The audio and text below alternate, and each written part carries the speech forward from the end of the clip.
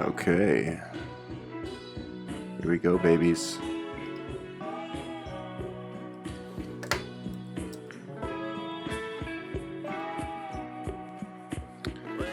Okay.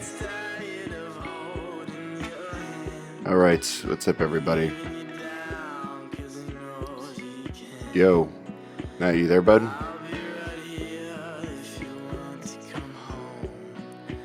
Yo, dog. Ah, there you are. What's up, buddy? How are you?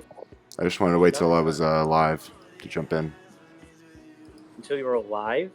Live on YouTube, yeah. Oh, okay, that makes sense. What are you drawing today? No clue. Let me just post that I'm live on Facebook, and we can What did I get into suggest everything. last time for you to draw? I remember it was something zany, and it was really random too. Yeah, I'm having a hard time remembering. Well, I wouldn't say go back and look through the video to figure that out, but I'll give you a new suggestion. Sure thing, shoot. This could be like one part of it, and then you make another part of it, but don't tell me what it is because I don't even watch it. I say make a reindeer on a skateboard. Can do, buddy. Give me two shakes of a lamb's dick. 2 shakes of a lamb's dick, like a lamb dick milkshake? Yeah. An Antifa lamb milkshake. Because that actually could be made. Um, I just don't know about having a meat milkshake would be like a really appetizing thing to have. Presumably it would be a sheep's, like, milk, right? They have, like, sheep's milk. Didn't you say a sheep's dick at one point in there? That's yeah, what I heard. A sheep's dick milk. Yeah. And Yeah. then you said shake. Yeah, but, like, you shake it out.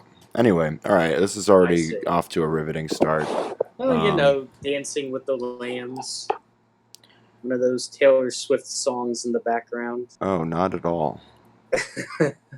Yes. One of the newer Taylor Swift songs where it almost sounds vaporwave, but with too many high compressed drums. I don't remember the name of the song. I think it came out in 2017, 2018 maybe. Yeah. That sounds about right. I don't really listen to Taylor Swift. I'm sorry, bud. Neither do I. I just listened to some of her stuff on Spotify on a road trip once. Uh-huh. Some of her stuff was one of those exploring new genres rides, but actually the main album that I listened to that I remember was actually not too bad. It was Bruno Mars's 2017 album. Yeah, I everything that I've heard from Bruno, like, say, like, yeah, post, like, I want to say, like, 2014. I don't know. I'm bad with, like, chronology, but he's, like, been consistently putting out good stuff, I believe. I think my niece is a huge fan of him. Yeah, I think his newer stuff might be better than his older stuff, but I haven't listened to his older stuff. He's gone more of more of like a Michael Jackson direction, where his older stuff was more like a Miley Cyrus direction. Yeah. Something like that. I mean, we've talked about music in the past. So I was gonna wait till Larry comes on. He says he's in the middle of a campaign. I don't know what that means. Is he playing D&D? Fucking nerd. Maybe. Either that or he's running for office. Oh man, I would vote for it. Would you vote for Larry? Probably not. Just because of political views, but it doesn't mean that I wouldn't be like, oh, cool, he's running for position. That's a cool thing to do. But I don't really know. Deer have, like, I'm giving him, like, moose antlers. You know, the kind that kind of have, like, those, like, weird, like, kind of webbing bits. Yeah. Yeah. They actually, I don't think they have those. All right. Well, I'm not gonna look up a picture of Rudolph. I'm just gonna kind of. wing I it. think we'll be able to tell it's some type of gazelle creature, whether it Um, looks like a moose or an elk or whatever. I mean, I wanted to be able to register as Rudolph. Oh, well, then he needs to have the red nose. Well, that's one of the But key signifiers. Yeah, I'm not gonna yeah, draw Rudolph and leave out the red nose. okay. I'm gonna look up a reindeer right now, and I'll tell you what their antlers look like. Um, The I mean, okay, so I could just look up a reference photo, but it's all right, bud. It's just yeah. something to Well, I'll occupy tell my. you too. Yeah, sure. Yeah, they're like really big and angled, like moose antlers, but they're skinny like deer antlers. So that's basically a reindeer. Also, the reindeer and a caribou are the same thing. Uh, oh no shit. Yeah, I had no idea that that was the case at all. Um, yeah, he kind of looks like a wiener dog, which is funny because like, isn't that no? He's not a wiener dog, is he? The one that Grinch has, Yeah, it's a dachshund. a dachshund. A dachshund, yes, that's what the Grinch has. He has a dachshund, but I would guess people call them dachshunds or something to those lines. Every now and then just whip out the German pronunciation and be fancy. Yeah. So how's it going, bud? We How's it can going? keep it pretty light until Larry gets here. I don't know why. I just have a feeling that I don't know. We can Um, keep it light when he gets there too. well, I kind of wanted to put this stream together specifically because I've been having a lot of interactions with people on Facebook, just talking about the current state of affairs and like all the different ways you can interpret what's going on and how to deal with it. So, referring to like the camps at the border, which I will call concentration camps because that's literally what they are. Well, you could Yeah. also call them ice camps, which would be less biased because they're they're being held by the ice facility. I mean, So, we could just call concentration camps in like 1940s Germany like Nazi camps, but there's a specific well, reason we you use it. could. Well, Sure, some but there's a people do specific call them reason. Nazi camps, There's a specific and it's reason been why. so long since the Holocaust has happened that people can agree on what it was. But at the same time, how many people have died in these southern border camps? There's been about 39 deaths, and they weren't really mass exterminated, and half of them happened under Obama's rule. So it's hard to call them the same thing if you want to look at death count specifically. Nope, I'm not talking about death Consider count. they're not death camps like the Nazi No, concentration people are camps dying were in the death camps, so they're camps. technically death camps, I would say. But people die in jail. People die That's not a great in argument, bud. like I think that that camps. People die in camps, man. What if the bear raids your camp and eats you? Is that a death camp? Maybe it is, but so what's your if you point? stayed home, you wouldn't have gotten eaten by the bear. So that's what you tell a family like they get eaten by this woman gets her husband gets eaten by a bear and it's like, oh, don't go into the wilderness. Well, the point of the legislation is not what you would tell the families, really. What? That's not. I don't think the point of the legislation is to ask yourself what you would tell the families. I don't know what you mean by Um, that.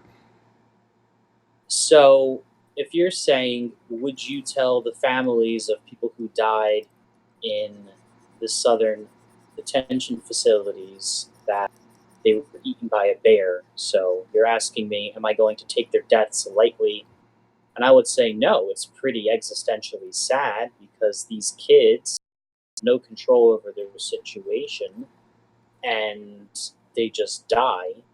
And Well, that's pretty to sad. say they But just die would imply that they're just kind of like dying on the spot for no good reason, but it's like the lack of. I mean, oh I'm glad you man, find it funny. just It's like the blowing lack up of. into flames out of nowhere.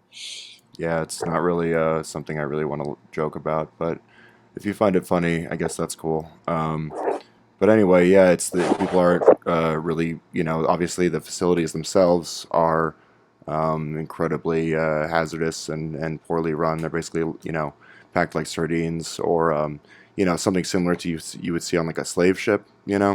Like you can make all the you can point out the dissimilarities all you want, but I would focus on the similarities between this and like concentration camps in other parts of history, not just German history, but world history, American history, because I think any instance of that where you're othering a certain type of people, not for anything that they have done, but more just where they come from, their culture, skin color, etc.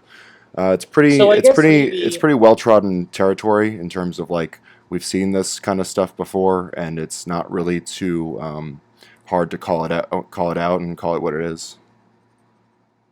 I don't think we would call it that to define what it is. What I'm Who's saying is we? that Because people like anybody. people who are I don't experts in think like terms someone. of like history, world history, and like concentration camps and stuff like that. People who study Those people are World War II usually and Nazi Germany and stuff. biased. They're calling it not they're calling it concentration Historians are camps. usually liberally biased, Okay, that's not and really a great argument when it kind of when is because it's taking it's into really account what not. they're saying. You're basically It's saying taking that into if account someone what is they're like saying. Matt, you're making the argument that if someone leans politically left, then you have to throw out all their research, and that's just stupid. No, that's not what I'm saying Well, there. I'm not you're listening really to what they're unnecessarily saying. skeptical of information that I haven't even given you yet. So I don't know why you're saying, oh, these people are usually liberal, so of course they're going to side on the side of like Mexican people and stuff like that. When it's really not that simple. The Well, let's if look at you it this way. Let's say that the living conditions at these facilities are bad. I don't know if they're bad or yes, they're good, no, but let's that's say not that they're something you can really don't incredibly know if horrible.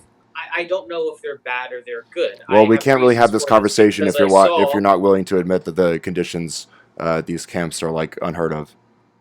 Let's just say that if they're bad, they should be improved on, Matt, we can't continue. regardless of We whether or can't not. continue this conversation if we're not going to exist within the same reality. They're horrible. I don't We can all know agree if that they're that's horrible. true.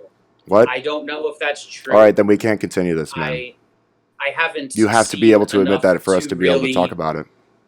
So what you're seeing pictures of might be specifically taken to create the illusion that they are worse than they are for the sake of political But Matt, you advancement. have no evidence But for these claims. You're just saying, what if, what if, what if? well, Yeah, it's what not if the about sky is what actually made of if. cheese? No, the sky isn't made of Well, how do you cheese. know that?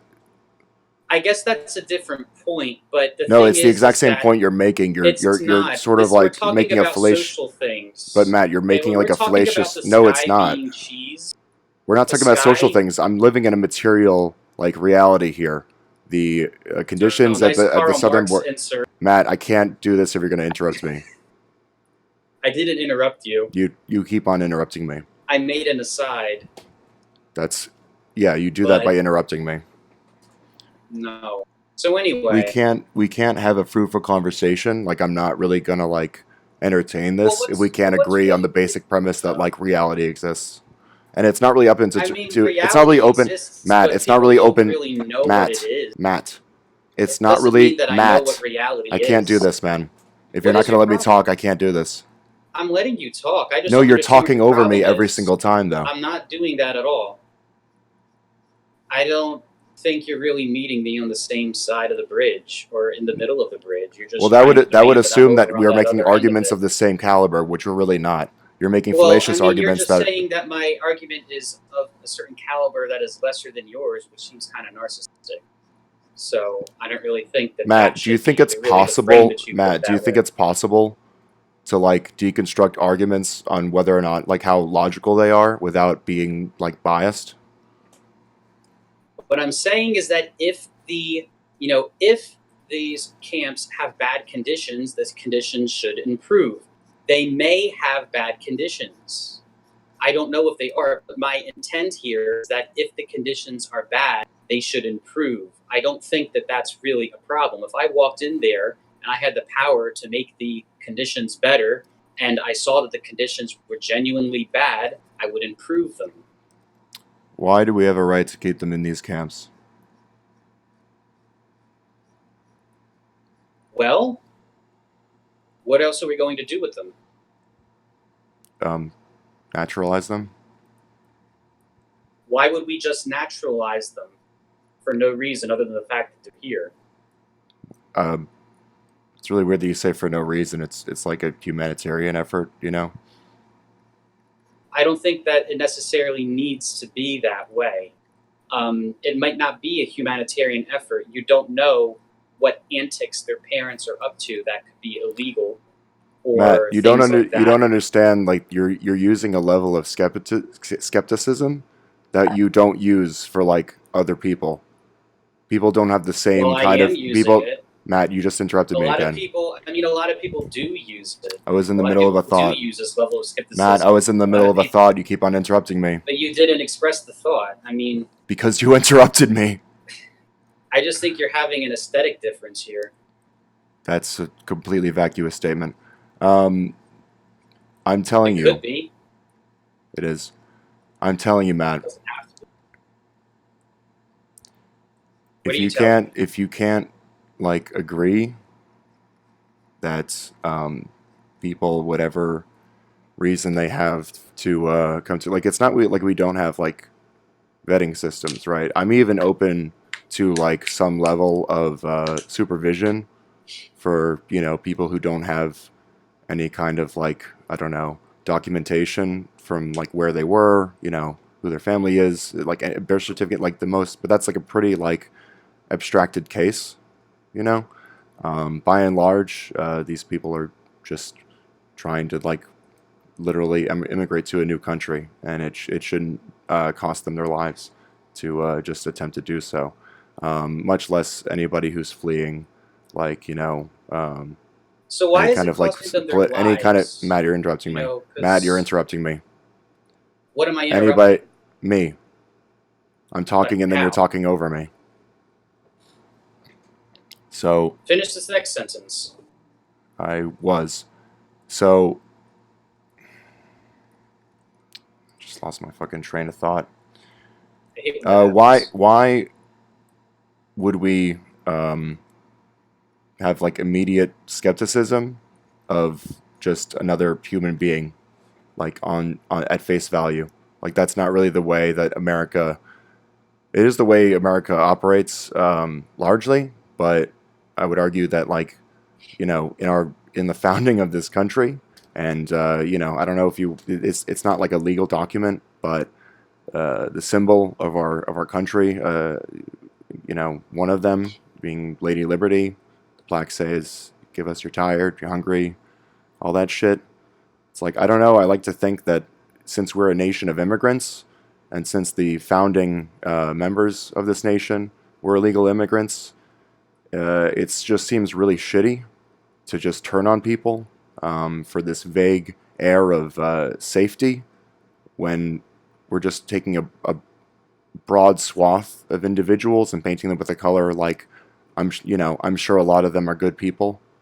That's implying overtly that a lot of them aren't, and we have no reason to believe that at face value, without Don't you any believe that- without any kind of like prior evidence that they have done something fucked up. And even still, who's to say that they can't become a citizen? Don't you Why believe if that they you committed a have a crime, are they nation- suddenly unavailable Yeah, okay, I to get it. become Now, a citizen? What makes you think that a nation full of people who are not skeptical at all is not easy to be taken advantage of by? Well, it's weird that people you're who straw manning me believe and saying in not the skeptical at fact. all. I'm pretty sure I not clearly only stated that- that if there's been anyone who's like been linked to any, you know, I don't know, politically like violent So- groups or whatever, anyone who's linked to the cartel, there would be some level of surveillance involved, but they would give much more Yeah, individual any of freedom. that stuff. They would be given much more individual freedom and like freedom to like, you know, basically set up shop wherever they want, right? But the best as long as they had like manipulators never as long get as they had caught. like, you know, continuing correspondence with like law enforcement, you know, that seems like a pretty fair compromise for those, Yeah, but you know, the best for those manipulators distinct never get cases caught, where we have a so- reason to be doubtful of their intentions. I don't really know if that doesn't happen. Well, I'm saying I'm giving you a possible out for cases where, yes, there is some reason to be skeptical of a person's intentions. But you're saying just by nature of them wanting to come here, they're not good enough. They should be in this like detention center where they're overly scrutinized and not even giving basic They didn't come here the hygienic right products. way. Huh? They are given basic hygienic products. No. Did you not see all the posts about like not having toothbrushes, kids Yeah, and sleeping on the concrete, I've seen a lot of posts children that being are in charge of other debunking- children? Not to I've mention seen that people a have lot died. of posts that have been debunking the toothbrush stuff. Like I've seen a lot of stuff. It's just they're getting toothbrush stuff. They're not drinking out of the toilets, but there's sinks on top of the toilets. That's way better. Water. Yeah, no, you're right. That's way better. Well, it's a very important distinction. They're not drinking shit water. They're drinking water that comes out of a separate pipe. Well, Matt, It's we don't on know top that. of the We don't know that cistern. we don't know they're not drinking shit water. What if they are? Well, maybe they're not drinking shit. Maybe it's just architecturally designed like that. I think it would be harder to architecturally design it like that than for it to be architecturally designed a different way, because even the water that's in the cistern of your toilet is clean water. So why would there be shit water in a sink on top of a toilet? It would be harder to engineer that for what? For the sake of laughing at immigrants? That wouldn't be the purpose of the center or the facility. You realize like the difference between individual acts of like racism, where someone would like a plumber would like individually give a immigrant or someone who's here illegally a toilet sink, and like the structural racism that has these people in these camps in the first place. Like it seems we're like really splitting hairs on like what is and isn't shit water, when it's like, why the fuck are they here? And I've given like several arguments as to why they shouldn't be in those centers in the first place that you haven't really like combated. You're just saying, well, it's not really shit water, and it's like, dude, what the fuck are we even talking about? People Because are we were talking people about are something that I dying could in really- concentration camps. I'm not gonna call them concentration definitionally- camps. They're ICE they are- detention facilities. And Dude, whatever you call look up them, the definition of concentration let's camps just and read it talk aloud about, for me. like, specific Dude, things that I'm we not going to know. back down from this. Look up the definition of concentration camps I don't care and read about the it. definition of concentration. Okay, I guess I'm camps. doing this. And not only that, but maybe they're in there for a reason. If you want to call You're them. saying Like, maybe. could you call a jail a concentration camp? Yeah, But we it's need not jail. it's not the same kind, but their conditions are pretty Maybe. similar to a lot of the camps that were. Yeah, I would say And so. I wouldn't want to be in a jail, but I'd rather be in a jail than a Nazi concentration camp. And I'm assuming that I would rather be in an ICE detention facility. I'd rather be in a well full of shit than in a well full of shit and piss. I don't really see what your point is. Because a well full of shit and a well full of shit and piss are still less ideal than being in a jail. A well full of shit and piss, you're definitely going to die unless somebody finds you. But Matt, Actually, I mean, you could argue that, though, because maybe you can climb out of the Matt. well. But if I'm someone trying to if de-extrapolate this a little Matt, bit. if What? someone threw you and your entire family into separate, not even the same, into separate wells full of piss and shit, would a good argument to make for the person who threw you in there, saying, well, at least it's not piss and shit and vomit? No, would that be a because good argument? This is not a comparable analogy. Well, we're talking about Oh. piss and shit here, but people are literally like, it's Well, I would say it's arguably worse than that. People are fucking dying. No, let's equate this to an actual. How about we read measurement of aloud suffering. the definition of concentration camp? Okay? If you want to Now, do that, go a ahead. place where a large number of people, especially political prisoners or people persecuted minorities, are deliberately imprisoned in a relatively small area with inadequate facilities, sometimes to provide forced labor or to wait mass execution. Sometimes being the key word there. The term is most strongly associated with several hundred camps established by the Nazi Germans, occupied in Europe, yes, so then it just talks about Nazi concentration camps. But do you see the clear distinction where it's like they talk about what the concentration camps is, and then they give examples of notable concentration camps, not Nazis are the ones who invented concentration camps, and Well, they they have like a certainly fucking didn't. trademark on it? The Nazis did not invent concentration camps. If that's Well, the method they- arguments that you're making is that we can't compare anything to the Holocaust if it's not exactly as severe as the Holocaust. But there's no reason to compare, because you could compare jails in Thailand to Nazi concentration camps. Given Again, that your only Ben, not food a that you great get argument. it is a great argument because maybe It's Thai really jail not. is We similar shouldn't to be the treating conditions just of the. people who are just trying to live a better life like they've done something wrong. I don't understand. What have they done wrong? Well, I think you have to look at the larger political system that it comes from. How messy is our political system? Why did our political system allow the detention facility to be so unkept? If the detention facility was giving everybody what they needed, I don't think this would be such an issue. Well, the And fact to a certain extent, the fact that they're in detention centers to begin with would be the issue for me. All right, but first off, let's talk about lessening what we can. You know, the best thing you can do. No, because then we just is- placate to the fascists who put them in there in the first place. It's no, see, that's getting too abstract. Let's think about it. It's not really abstract. utilitarian. It's pretty linear. No. Well, I mean, everything is abstract when you think about it. But if we're going to look at it from the utilitarian perspective, Everything first isn't thing abstract. start You to can do- make it abstract by making a fallacious argument. You can appeal to Yeah, I mean- absurdity.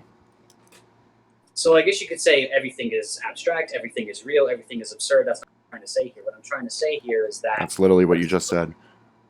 So let's look at it from a utilitarian perspective, where we want to ease the suffering where we can. Yes. Let's start with. Okay, so if you want to start somewhere, let's start with the idea that the concentration camps or the ICE facilities or whatever you want to call them. Let's call them concentration camps for the sake of, I don't know, I'm going to call them definitional ICE anchors. facilities. Mm. We're both talking about the same building.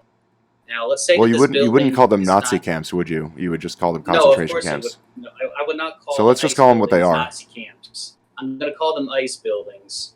I'm going to call it the All right, building. cool. You do that. I'm just going to call them what they are. The people call them the ICE building. So Well, yeah, people who don't want to face the reality. But yeah, go ahead. no. Okay, so I mean, did you hear me read the definition? We can like look at the definition and look at the conditions. Really It's pretty. Huh? So not only that, but maybe concentration camps exist as a part of life until we can get the technology. What? or What? The political structures to have Until it happen. what It's- technology? if you- Anti-racism guns, where we shoot someone and they stop being racist. You know, that actually would be interesting. But let's say that the ICE facilities are not as bad of concentration camps as Nazi camps. Or to whatever extent they might not even have been as bad as the Japanese internment camps. Now, what an interesting conversation would be to think, what's worse, the Japanese internment camps or the ICE concentration camps? And what if the Japanese internment camps were actually better than the ICE detention facility? Now, that would be an interesting conversation. So yeah, let's let's dig into this. How do you feel about the internment camps? Do you think they were just like a good idea? Oh, I really have no idea. I mean, that was such a different time. But you think it's okay to kind of just like cast a wide net and just put people in places just because of where they came from, not really whatever like ties they might have to like political groups. Well, in the modern world, no. In the modern world, we have advanced surveillance techniques where we can identify some of these things and make deductions and inductions about where people might be getting their intentions from. Yeah, so And couldn't we then do we that can from take a appropriate action. remote location? Like have somebody live in a house in a community, but still keep tabs on them fairly regularly? Don't we have the technology to do that? Isn't putting them Well, in one very then small run the- center where they're packed like little fucking rats? Isn't that a No, little because bit barbaric? You would run the risk of them interacting with the society and causing problems. Like you would run the risk of that if they were to You do realize something bad. that's like American citizens cause like problems all the time, right? And there's Well, not and really a there's- huge there's very and like little immigrants really are like do way about less it. likely to commit crime than like naturalized citizens. You realize that, right? Because if they committed have heard of that, if but if maybe there's if a an reason for illegal that. Matt, if an illegal immigrant commits a crime, they are putting themselves in a way tougher spot where they're actually like getting police and ICE attention. Why would they do that? They would have no reason to do that unless they were already associated with some kind of like cartel or like fucking sex trafficking organization. And I mean the cartel and the sex trafficking are really the ones you want to go after. And I think a lot Not of people necessarily. get caught in these blanket moves. Not necessarily. Why not? I'm just saying that there are such things as like sex traffickers, but the way that we kind of like this isn't like central to my argument, but yeah, as long as we're on the topic, it's like the way that Americans view sex work and the conflation with sex trafficking. I think it kind of just stirs up like whenever we talk about people who but obviously people in lower like economic conditions are more likely to be exploited in terms of sex work and actually be sold off as like sex slaves. So I'm not making a equivocation here, but I'm just as long as we're talking about it, there's kind of like this weird association there. Not weird. It's kind of it's intuitive, but it's also very dumb. But anyway, so even if you do have people who are legitimate, like uh, they're criminals, right? Why are we only focused on Mexico then? Why is it this one nation? And don't we understand that the people who have ties with again like either political or just like again fucking bad shit, whatever you want to insert bad thing here. They have the means already to take stuff off the into the country like through actual checkpoints, or they just fly over, or they do any number of things that are way easier when you have the means to actually do them, right? But if you're just We're a looking at popular vacation poor for them. people who can't even afford to fucking you can't even afford food, it's like, do you really think they're gonna like smuggle in fucking heroin with their kids? Like Oh, where does that idea come from that we need to be as scrutinous of these people as like more so than like anyone else? That's my point. You can't just say, "Oh, what if they, what if they, what if they, what if they?" It's like, no, you actually have to provide data if you're going to make any sort of like accusations about what these people's intentions are. It's a third world country. They're next doors. They want to get in. It's a popular thing. We want to vet. We don't want to let in all the third world people into the first world country just because they're people. I mean, what We don't want to quality let are in they gonna be criminals, but bringing what's to wrong them? with letting in people from the third world? What the hell? We want them to provide value to our first world society. We don't Yeah, want what them do you to think just cheap be. labor is? I thought you were a capitalist. I don't know if that's really the way we want to look at it. What are you talking about? If laborers come in who are willing to work for less money, how is that not a net boon to the economy? Well, first we have to lower the minimum wage so that they can work for less money. What are you talking about? No, I'm talking about jobs that already exist that pay low, that Jobs are for that low skilled already, workers. yeah, and So you wouldn't be necessarily like what do you mean? suppressing wage. They would already the lowest wages that exist. Those would be the types of jobs that people of like And not the only lower that, but we skill want to ceiling bring would in like go towards like that. people who are going to create jobs, not just people who are going to What are you take the talking? job No. Why do we want to bring in have people who are jobs. going to create jobs? We don't need fucking managers We and shit. Like of course, like we're going to be looking for we immigrants who need new have. businesses. We need entrepreneurs. We need Oh people my who are god. intelligent and compete with the businesses that already exist, which are probably going to people who are educated or as educated as the people they're competing with, because you can't outsmart people who are smarter than you. So those are the types of people that we want to be bringing into the country, and maybe really smart immigrants will be able to create businesses that can hire natural born citizens, and that would be great. And that would be a contribution to our economy. It would create jobs for our economy.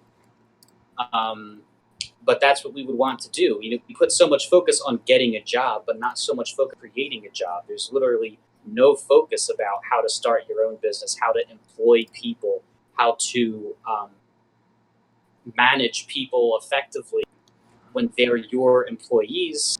And maybe there's some type of power structures preventing us from hearing about that, because they don't want you starting your own business that can compete with them. They want you to work for them only, and it Who's creates this them? whole unhealthy people in power, whatever that may be. And maybe they want they want a monopoly. They don't want other businesses competing with them. Maybe there's a reason for this, because other businesses competing with them would make it so that they would lose money to the point of actually becoming poor themselves. If a business goes out of business and they don't have investments or they don't have other businesses, then they're shit out of luck, and then maybe they have to go work for the guy who was their competitor, and maybe that person's their natural enemy, and that they're going to make that person's life hell when they go work there.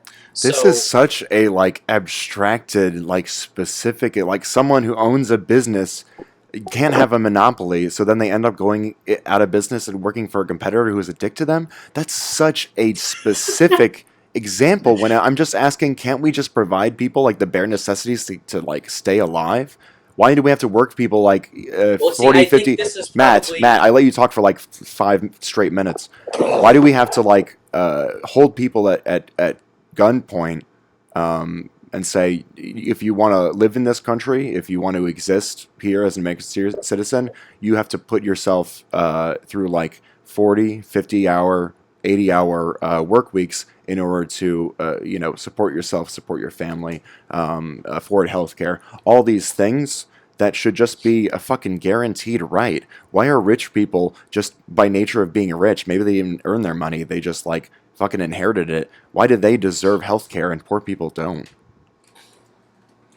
Well, the story that I gave you was an example of what I think would be a possible. No, but it's so hyper specific. It's so hyper specific that it doesn't really hold on any water on its own. But it's so hyper specific and ancillary to my point that people shouldn't have to like choose between food that week or going to the hospital because they sprained their ankle.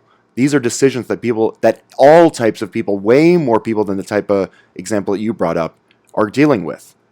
Why? Who even cares if people are creating new jobs when the jobs that people have don't even pay the bills? I don't care how many jobs people create. The jobs that we have right now aren't doing shit. Well, it's because you're not really allowing people to be great. Everybody's going to be mediocre, and then the competition between. So if we hold people's healthcare at arm's distance, you're going to use that as an incentive for them to improve. I think there's better ways to incentivizing. To a certain extent, I mean, I don't like. Well, not to a certain extent. People can't afford healthcare, dog. People are dying because they can't afford treatment. They can't afford insulin because guess who's in charge of how much it costs? Insurance companies. Yeah, but that's a little bit of a different type of way that you're looking at it. No, I'm only talking about healthcare right now. And that's a very ubiquitous example of people not being able to afford something necessary for them to be alive. Healthcare, though. Why are you talking about healthcare? Why am I talking about healthcare? Well, healthcare could be very expensive because the government creates monopolies within healthcare community. The government, insurance companies, the government doesn't regulate them. Yeah, they do. And the government regulates so much that only a few companies can. They regulate themselves because they have lobbyists who they pay off to pass laws that deregulate them. Yes, they might be regulated by some absurd, circumstantial legislation. I don't know. You would have to pull up the specific example that you're talking about. But by and large, they make up their own fucking rules. That's how this country has worked for the past fucking, I don't know, Rockefeller? The first, I don't know. Now, so you know what I think? I think people should have, I think that there should be less regulations on healthcare companies for 2 reasons. Number one, it'll be cheaper. It'll be cheaper because there'll be more competition. And 2, it'll be easier to start your own health insurance company so you can make money that way. There's plenty of ways for companies to kind of moderate their prices so they all stay around the same inflated area. So it creates this kind of false competition where they, it's kind of what's it called? There's a specific term I'm looking for, but like a trust, right? It's this is pretty. I don't know. I'm not an economist, but this is it's pretty easy to figure out the numerous ways people can with money, with influence, can get around these very fickle rules and very I don't know. There's a lot of different loopholes that companies can take advantage of just because they have the means to it. I mean, fucking, they're rich. What are you gonna expect? You get people like Martin Shkreli who are super brazen about it too, dude. It's not a very argued thing. No, Martin Shkreli scammed the rich people. Martin Shkreli was one of those guys. Oh, I don't know about and that. I think poor no, people have man. AIDS too, right? I would probably think so. No. What happened was that there was a government regulation making it so that this company would have to give these medications to people for free, and so he charged the Oh no. company. Yeah, yeah. So I What would mean, we do then if we gave people medicine for free? I don't know. You probably get a lot more healthy people, right? there's no reason for it because listen to this. There's no Listen to reason this. for it, Matt. Do you hear yourself? There's no reason Yes, I to give do. people medicine for free when they're dying. Bro, There's no there's reason. medicine in it. You can buy pills in India for like $1, like a whole big thing of pills in India for $1, and that goes right back to the company that created. That goes right back to the company. I don't know why you're that talking about owns India, those bro. I'm pills. talking about America. I don't. I'm I'm not. I'm talking not a. about I'm talking about India because I'm trying to tell you that medicine does not need to be expensive. The price on medicine is very inflated.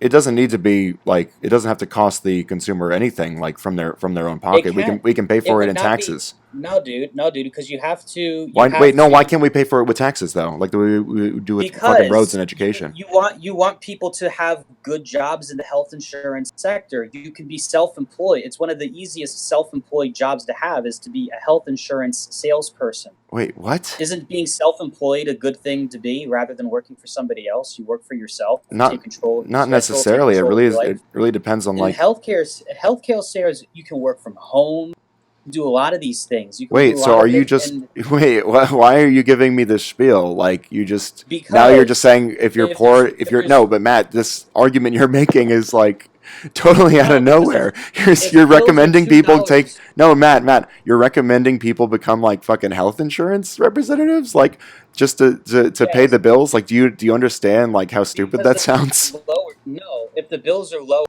health insurance companies and people can start their own health insurance companies easier, then it's easier to make money. And so paying for your own medication is not as hard and it's not as big of a deal. And it also improves the quality of your life because you have a job that's more conducive to what you want. You're not working in the office anymore, you're working from home or you're self employed. And it's more conducive to what you want. The whole office thing is probably just corporatism at its finest, and all these companies that have all this money because of the I government don't. corruption that they've been able to work through. And So, I mean, couldn't you make an argument then for like any like what about like private prisons? Like, do you understand the conflict of interest that arises well, with stuff like prisons is a private? different topic. It's a different topic, Aiden. You have to They're think about the they're specificity they're of topic. they're related in a very unique, not that unique way that like they're both highly vulnerable to exploitation. Same thing for Yeah, but private. No, wait, no, why? Matt. The same thing that's fucked up about private health insurance companies is pretty much the exact same thing that's fucked up about private prisons. Is that there are people who are making money. It is their job to both drive up prices for medicine and to get people imprisoned. That is a completely amoral conflict of interest that exists because you shouldn't be incentivizing people in terms of the way we want to construct our society. You shouldn't have people in positions where they are incentivized to both drive up medicine prices and treatment for people with fucking cancer, people with Alzheimer's, people that are, I guarantee, are in your life that can't afford health care. Okay? That's the same Well, thing I'm fuck talking. prisons. I don't The want to deal same with that. thing that's fucked up about prisons. The only reason I'm bringing it up is because it is abhorrent that you can make money the bigger your prison is. That is something that should be entirely a public like resource from like public funding because it's ancillary to like fucking independence and freedom to have Yeah. people So whose I'm gonna job it stay is on to make sure that more health people get insurance. arrested. Yeah, that's weird. But That's let's weird. stay on Okay. topic. I'm gonna stay on topic to health insurance. You know, let's say I want to start a health insurance company. I want to have my prices for my health insurance be cheaper than all the other ones out there. You're and I not going to get can't me to do it. sympathize with companies, dude. I thought you were just complaining about corporatism. What are you talking You about? can do it too. What do you do? Are you still unemployed? Are you still? Do you like the last job that you had? Did you like the job where the people you got fired because of some weird, subtle interactions that didn't make any sense? I mean, why should you have to put up with that? Why can't you just start a health insurance company? Whatever steps it takes. Why can't you just start your own health insurance company? I mean, because of all the regulations that are there, it's impossible. You need all these licenses that cost hundreds of thousands of Matt, dollars. why don't you and just shit. start your own company? Why don't you just become a billionaire? Why don't you just No, you don't invent the have to frisbee? Matt, No, man. that's what I'll But say. To anybody who can't afford insulin, or like cancer radiation therapy, dude, fucking invent the frisbee, dog. I'm not talking about empathy. I'm not talking about empathy versus Oh, utility. see, this whole time I thought you were a person who considers empathy when thinking about how we construct society. My bad, dog. My bad. Well, it's kind of hard to do that. Now, I mean, that's an important thing to consider. It's not that hard. I do it all the time, dog. It's called having a sociological imagination. People can take advantage of you if you give too much empathy to the wrong Oh, people. hell yeah, but it's still better than the alternative of becoming cynical. Well, I mean, first off, you can be both, and it's probably okay to be both. Yeah, it's good to strike a balance, but I think we should strive towards empathy, no? That's kind of like what freed the slaves and all that.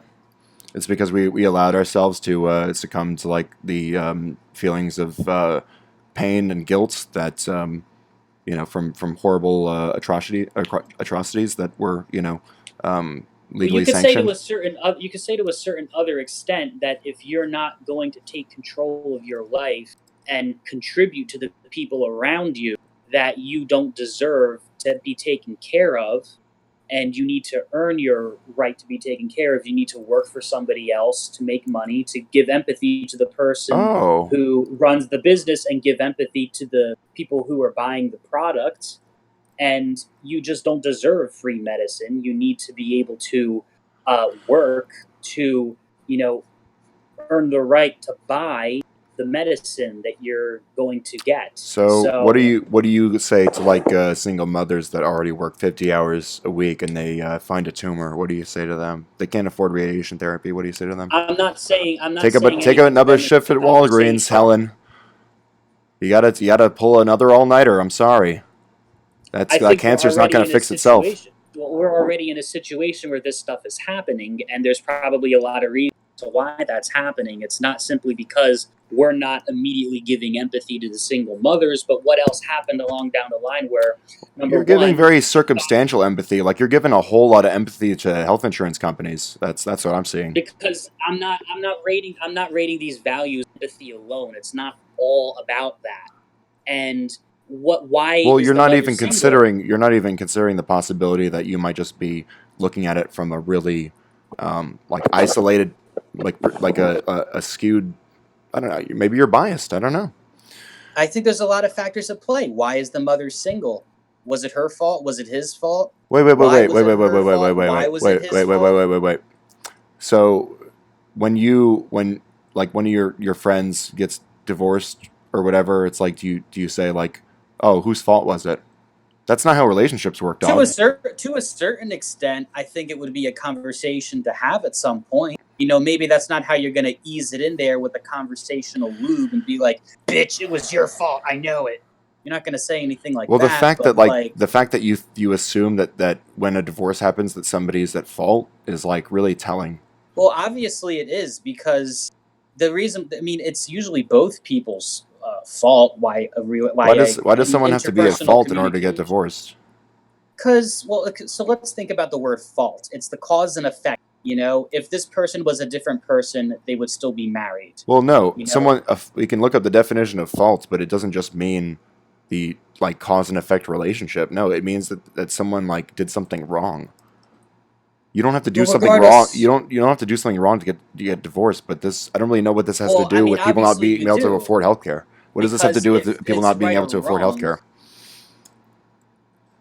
If you want to go back to that conversation, No, because you we brought had, this up. I don't know why um, you brought this up. well, I 'cause- brought it up because, well, it was a little bit of a tangent, but sure, let's go back to health insurance. Although I would still say that anytime two people don't get along, it's technically both their fault. Because in an alternate universe where both of them become great friends, and you compare it to that alternate universe, there's reasons as to why that is not the reality. But who says So, them becoming great friends is like the technically- best possible outcome?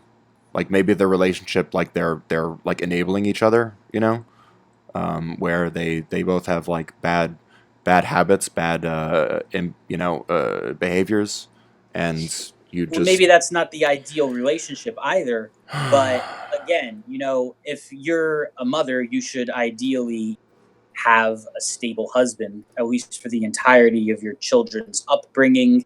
And there's plenty of studies that back that up, that it's, a nuclear family, a father and a mother is the best type of family for raising children. Well, I think a And- 2-parent household specifically. I don't know why you have to like be so like heteronormative about it.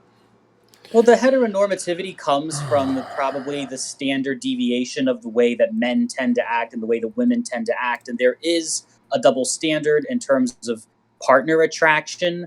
And of course, heterosexual people reproduce and homosexual people do not reproduce. So you will usually see heterosexual relationships with children as opposed to homosexual relationships with children. Of course, there could be probably situations where they have homosexual parents that don't fight a lot and they're both good role models for the children and the children grow up to be well. But I really don't know what a lot of homosexual relations are like. I know more about really? the heterosexual I relationships. thought you might be an expert, man. Well, no, I'm not. So I'm not going to start thinking about. I mean, I could think about it, but I don't want to get into the conversation immediately. But I've heard a lot about heterosexual relationships and when there's children involved. And I mean, people talk about this all the time.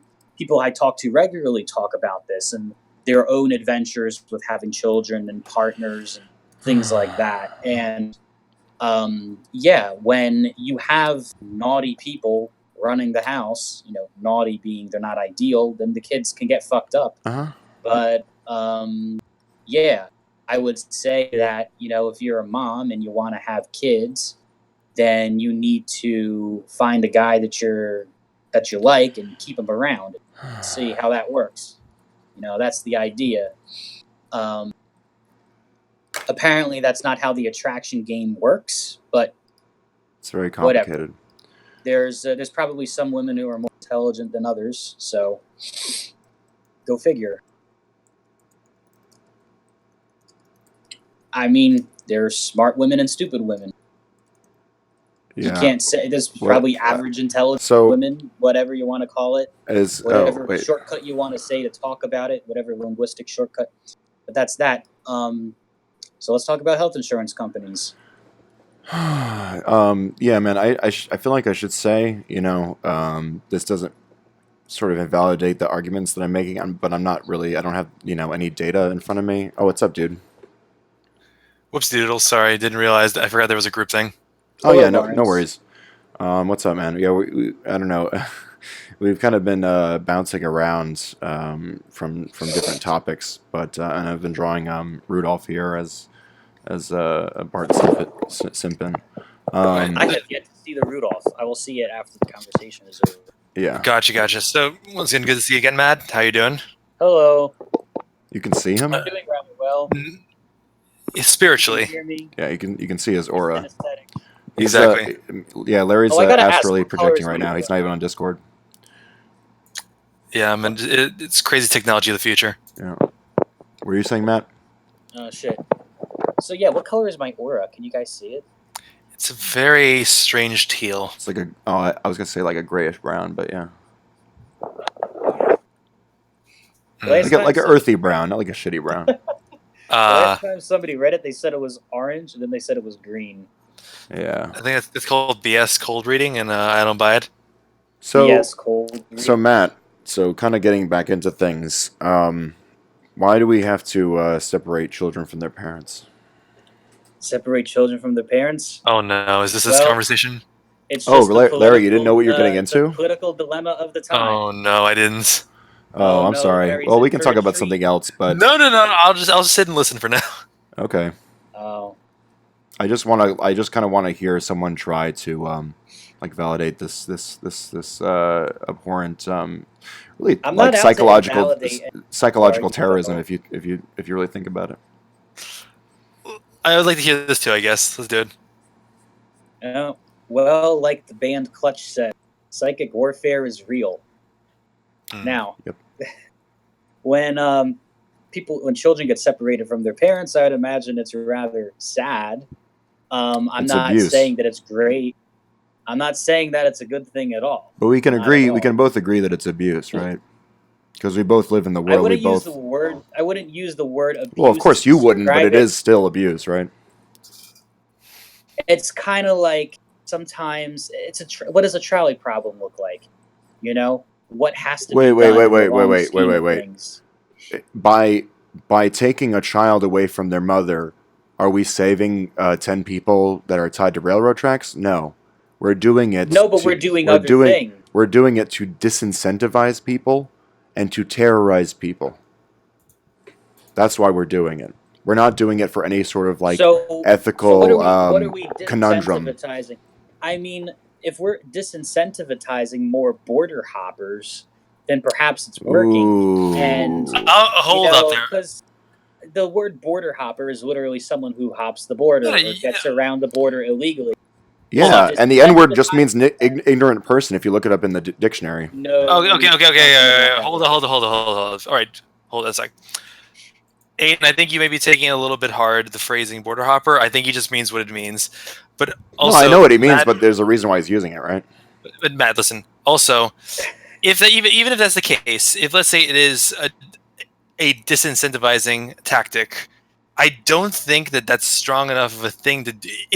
I don't think it's right, and I don't think it would work anyways because these people are risking their lives to get here anyways. They're like on top of fucking trains. They're jumping over these fences. They're like risking their lives to do this. I don't think that torture, anything short of actually killing them, is going to stop them if they want to get to a better life.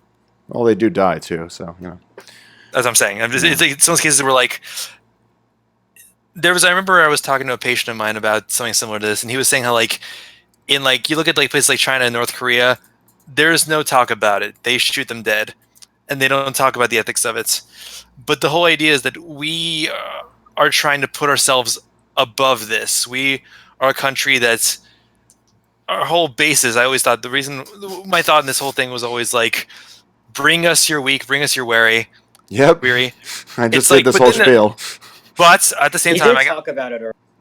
but I can also see the counter argument, which is that a lot of people, a lot of my friends who are on the side of like anti this or like rather pro whatever they're doing in ICE or whatever, they say that there is legal channels for these things, and that is true. There are legal channels, but it's those cases where this is like a balance of you can look at this from like a completely moral standpoint, or you can look at this from a completely technical standpoint. And if you do, you kind of take a blind eye to the other side, and it's very easy to kind of dismiss the other side when you look in it from one perspective. I think that Aiden and a lot of people stand at this from a moral standpoint, that this is something very fucked up. This is something we're treating these people inhumanely.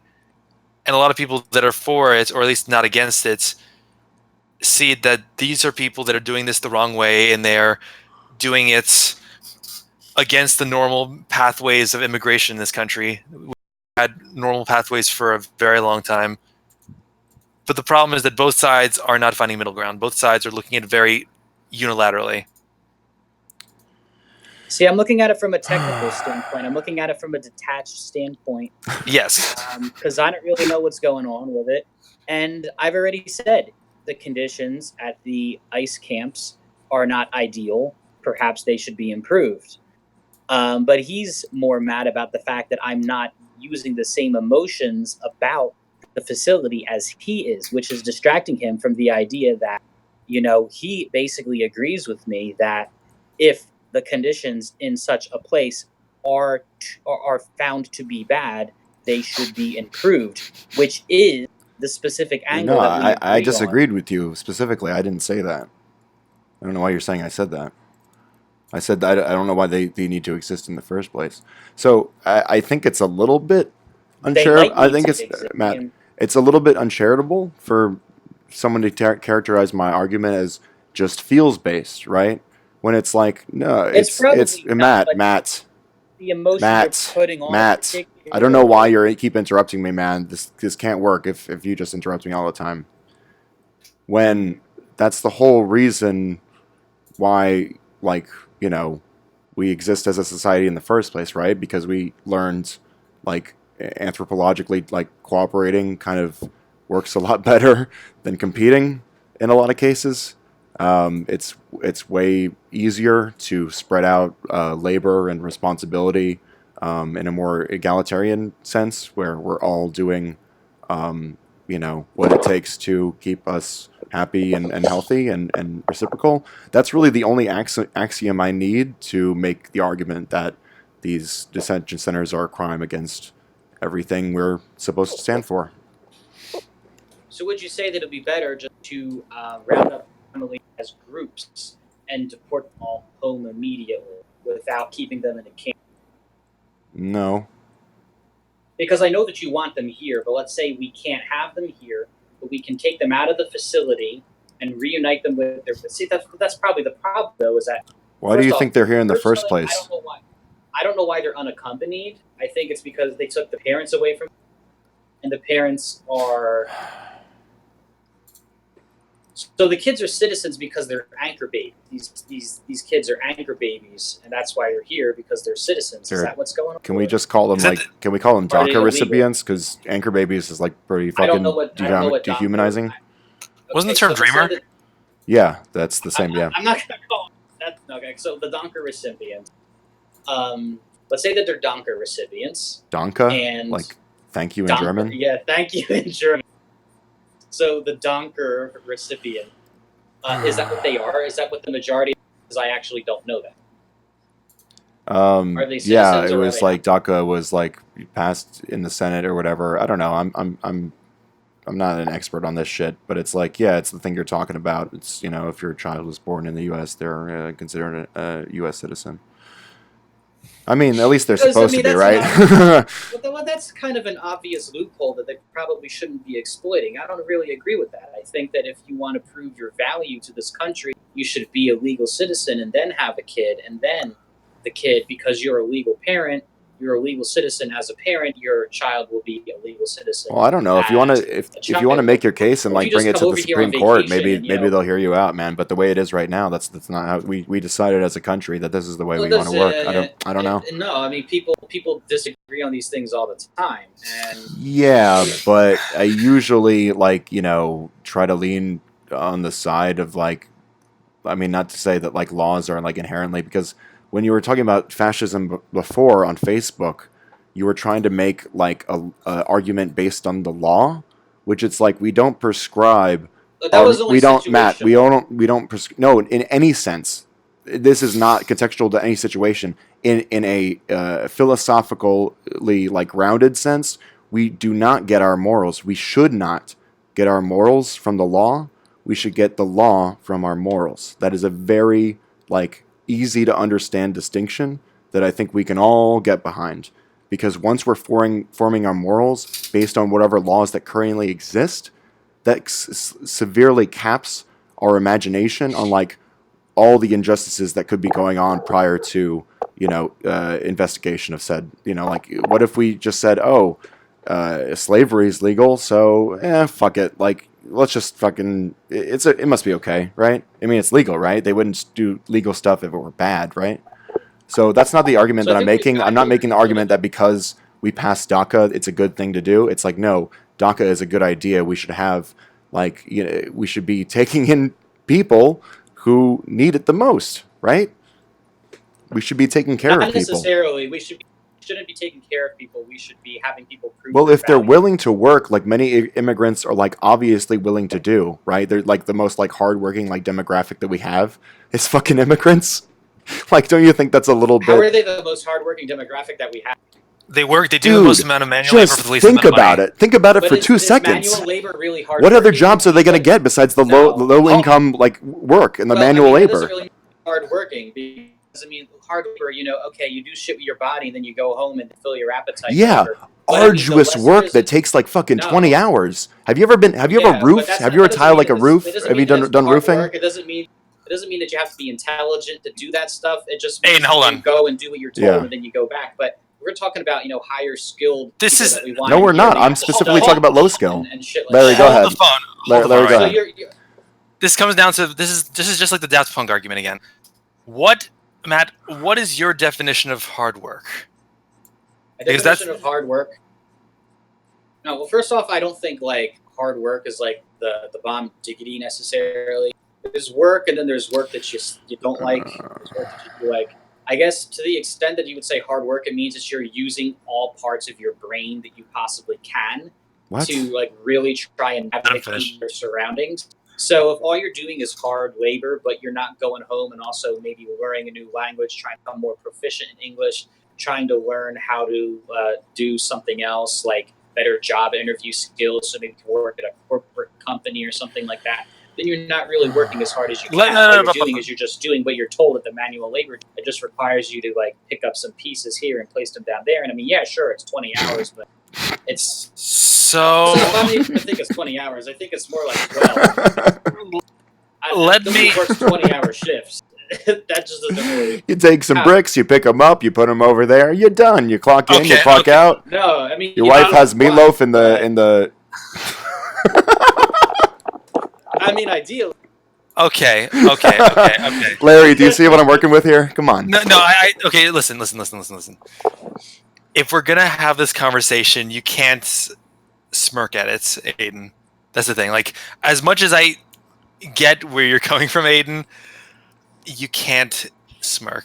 You can't laugh it off. If we're gonna have this conversation, because I don't we know. can just If not have this someone, if conversation. someone makes a ridiculous, If we- we could, but if someone makes a ridiculous argument, it's gonna be natural for me. Like not even an argument that I think people are making it. Like, Matt, do you think you're using all of? Speaking about hard work, do you think you're doing the hard mental work to make an argument here when you're just saying like, oh yeah, you take some bricks, you put them over there? I don't know if it's really hard labor. Yeah, sure, it's manual labor. Yeah, sure, it's 20 hours a week.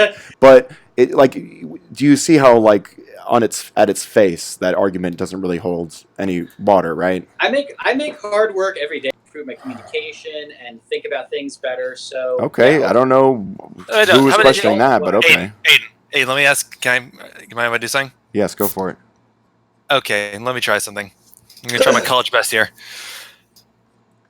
Matt, when my family left the Ukraine many years ago, they all, by the skin of their teeth, basically escaped during a very hard time for Jews. There was anti-Semitism in the Soviet Union. There was No. a lot of bad shit going on. Big stuff, yeah, right? Would have never thought anti-Semitism in the Soviet Union, never. But the point is, when Next they you're gonna tell me first they hate gays. left, they ended up actually in Vienna, and after that, they ended up in Italy, the heart of Italy. And my great grandmother Rosa, she worked in a fruit stand. She was there all day.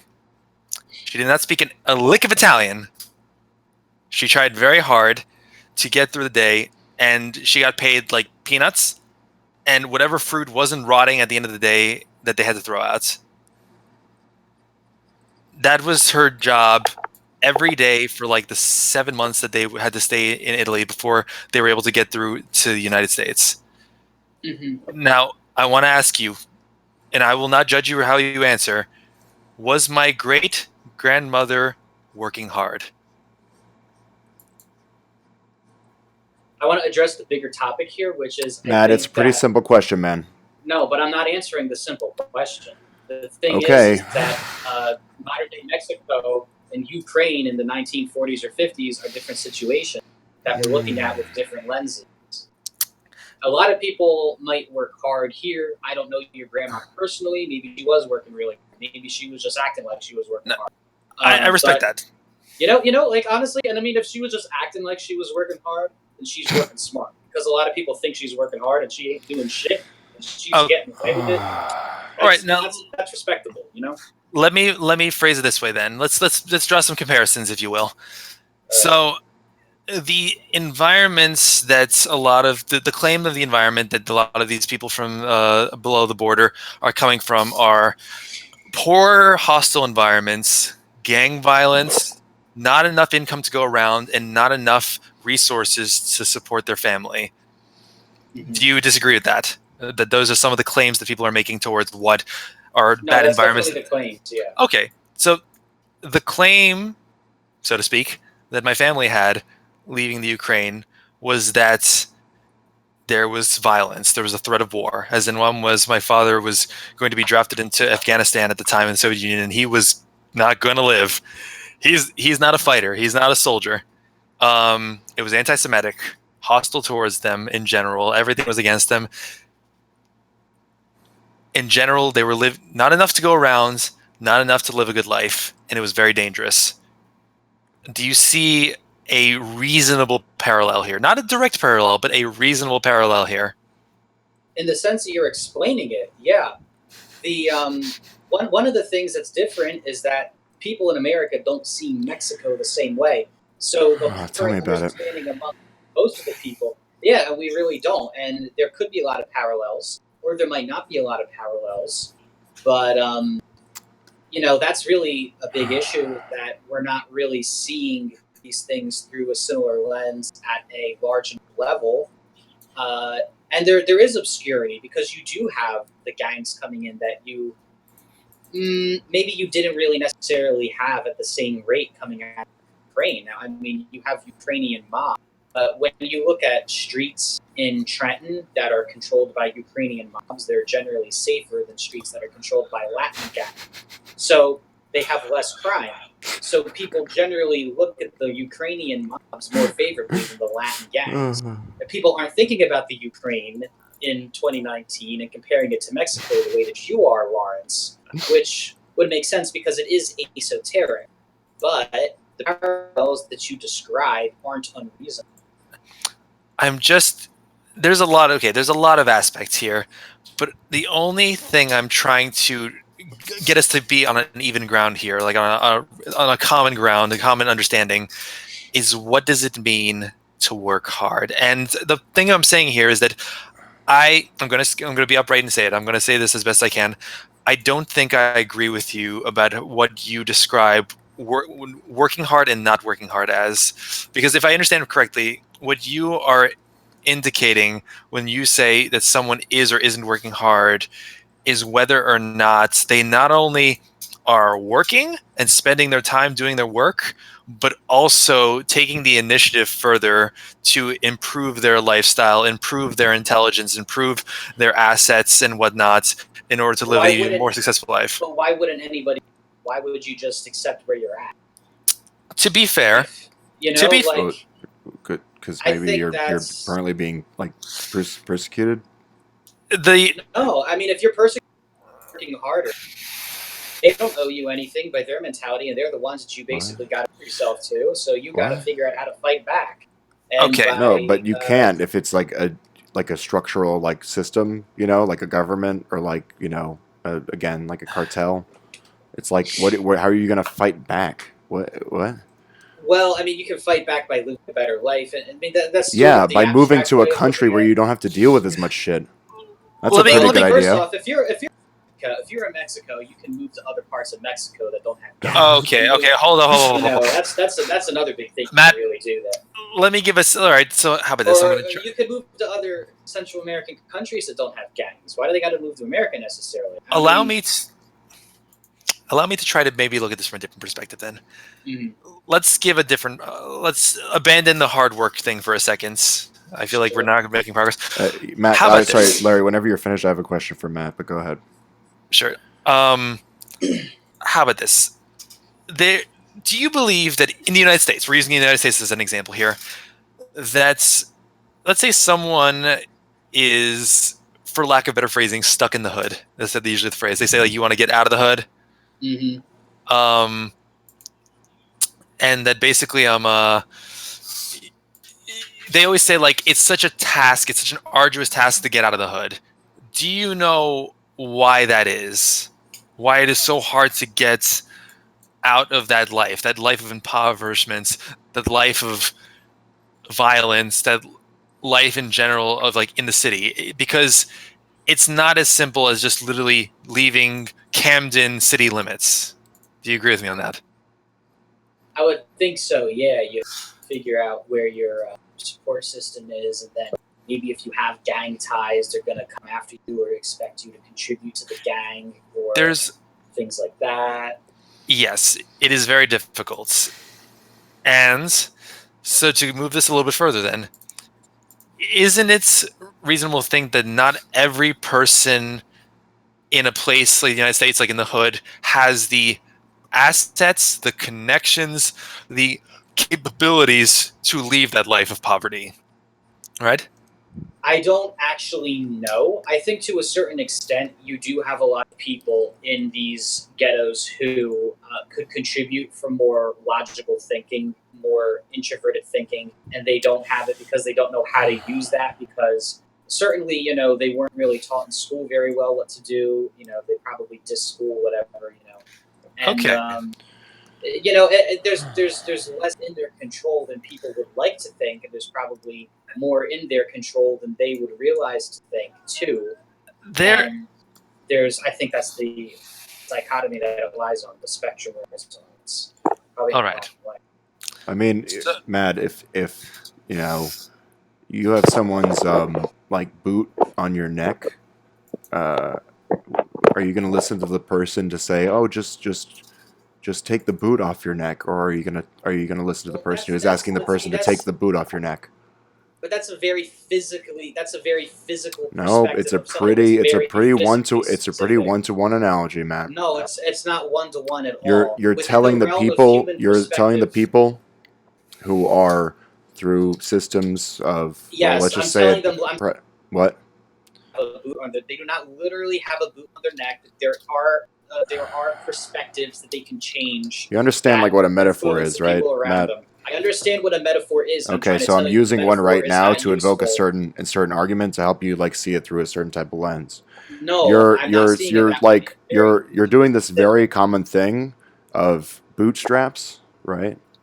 But other people don't even have to worry about that shit, man.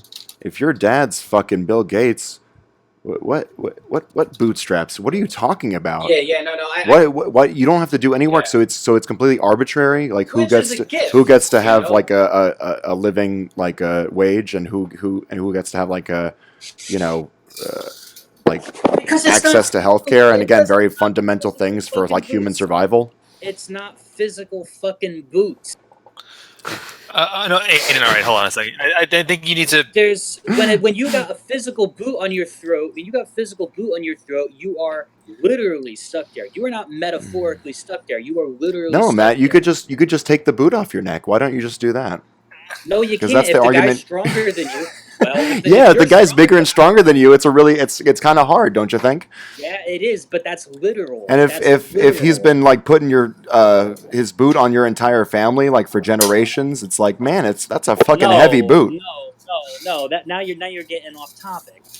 No, I'm not. Intergenerational like wealth inequality is like the main contributor to a lot of the problems that we're talking about. And the okay, fucking drug let's- war, it's like, yeah, of course. No, Okay, think about it from the realm of causation. Right? Okay. Now, in this realm of causation, obviously, if the guy's stronger than you and he's got a boot on your neck, there's, cause and effect. You can't get him off physically. We want to talk about cause and effect. Let's say that your family is poor and black and living in Idaho somewhere, and maybe it's possible for you to start growing your own food on your own land where nobody's going to see it. And then you decide to start doing that so you can save money on the grocery store, and now you can start to save up to get out of that.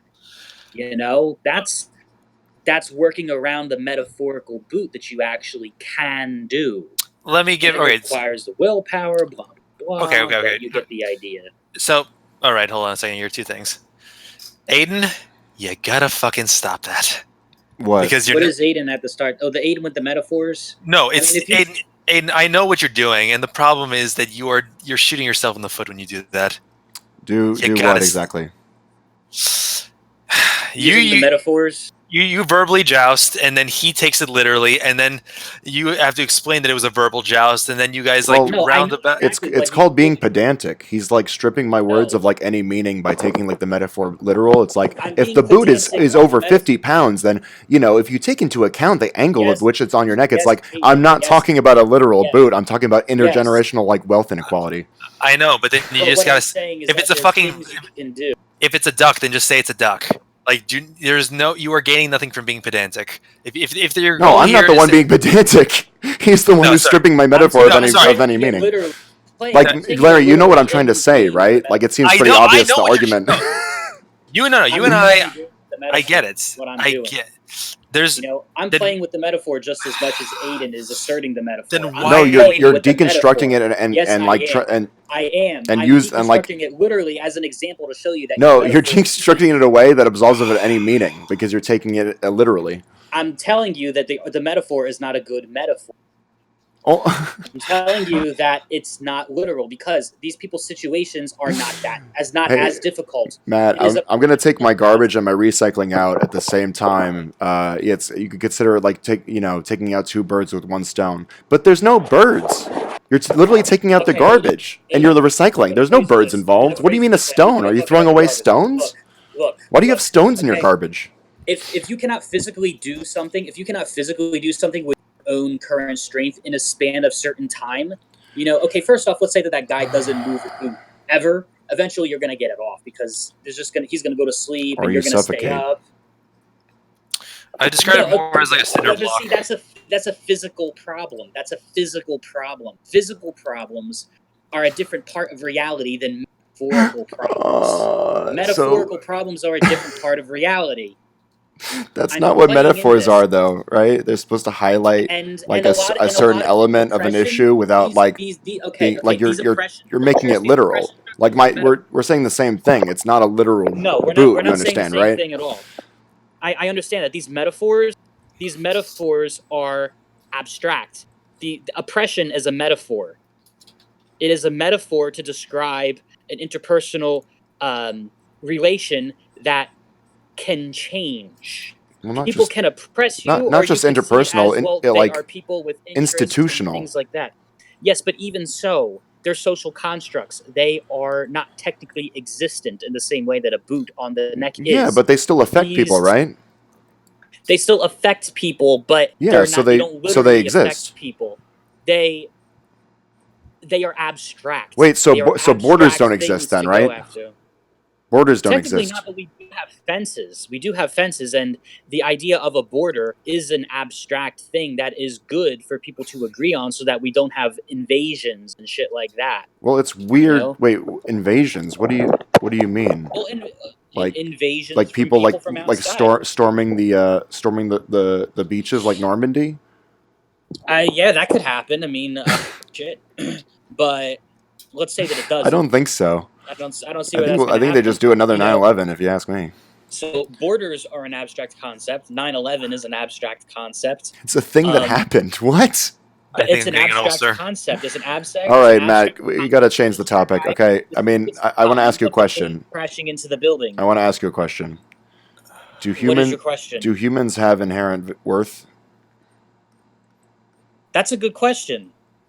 Apparently, perhaps they don't. That's an abstract idea. Value. I'm asking is your an opinion abstract though. idea. Just tell me. It's not a right or wrong My answer. I'm opinion? asking your opinion. Yeah. My opinion. So my opinion matters to you because you can then use it to say that you be more empathetic instead of We just want to know, man. It's a human to human thing. Like this is like again, I'm trying to say that we need more of a mix of empathy and technicality. okay. All right, hold It's a up. false Okay. dichotomy. You can do both. Now, It's not a spectrum. It's a spectrum. You can look at it as extroverted feeling versus Wait, it is. introverted Is it a thinking. binary or a spectrum? Which is it? 'Cause you I just would said say both. It's probably a spectrum. We need a mix. So if you have a mix, it puts you closer to the end of the spectrum in terms of Yeah. how much you're using of So it. you don't have to pick between the two. You can do both. Cool. So, I mean, so that's back one back way to the of question though. looking Do at it, humans but- have inherent value? I'm not trying to like pin you down on anything. I'm just Do they have asking. inherent value? No, they don't Yes. have inherent value. There's no inherent value. Is subjective. No, inherent value is subjective. So there's, so what does a person have to do to establish their value? Because personally, I'm going They to need to- I'm they going to need to show my sell cards here. themselves. I don't base someone's value off of what they produce. I do believe that humans have inherent Well, value. So how do people attain value then? How does You- human life attain validity? You have to sell yourself. If I was a complete asshole to you, you would view me as less. You would That's kick not. me I out wouldn't of say the that's something chat. you produce though. Those are relationships. I'm Those yes. are relationships. I'm talking about produce. I'm talking about I'm work, producing right? Good interaction. No, I'm talking. Well, you're talking about value in general. I mean, there's people who don't work for me or that I don't work for that have value to me. Okay, so what gives them beyond value? money. What gives me value are the actions that I share with them. That maybe the way that I feel when I'm with them, the support that they give me, whether that be resource wise or companionship wise. But I'm not just that's talking about. value. I'm not just talking about your relationships though. I'm saying, like any given person, what does it take to give a person value? To give a person value to me. What makes a person valuable? No, not to you, but just in general. Well, your What makes a opinion person of what valuable? in general. The, So it's through your the lens, value but I'm that not talking about just your life. You know what I mean? it's the value that they give to others. If they don't give value to me, I might not value them Okay, so as much as somebody does give so value to so me. is it okay to kill babies then? Because they what value? They're not doing anything on purpose, right? They're not Well, they like have value to others. Value. They have potential value in society, and they have value to the people who care about the babies, and value to the people who care. right. But did about the they people work who for care that about the value though? babies. It's Ideally, yes. I mean, they babies survived work for their own parenting. value. Oh, babies work for their own value. Well, see, that's a thing. Yeah, no. I would make the argument that I they're don't. I kind don't of think that born babies with it, work for their value. right? They're No, born they're with. not. They're not though. See, that's the thing. I mean, these babies, a lot of the value that the baby has is derived from the parent, for the most part. You know, if a homeless person I gives see. birth, the people are going to be like, "Ew, yucky homeless person. Ew, some umbilical fluid all over the floor." Whereas if a celebrity gives birth, it's like, "Oh, look at the celebrity giving birth." So that's a statement of comparative value, isn't it? That's a statement of comparative value.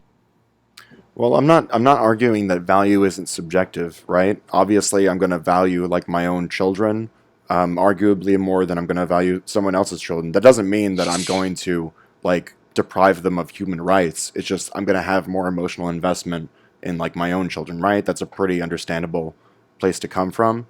But that value wouldn't come from anything that it would be absurd to think that my child would have to earn something to get that value, right?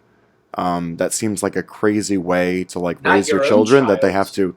Well, no, really any child. Like they don't have to prove themselves to be a productive member of society in order to have value to me, in order to be worth preserving, in order to be worth fostering. That's what children are. They're all potential. Worth fostering.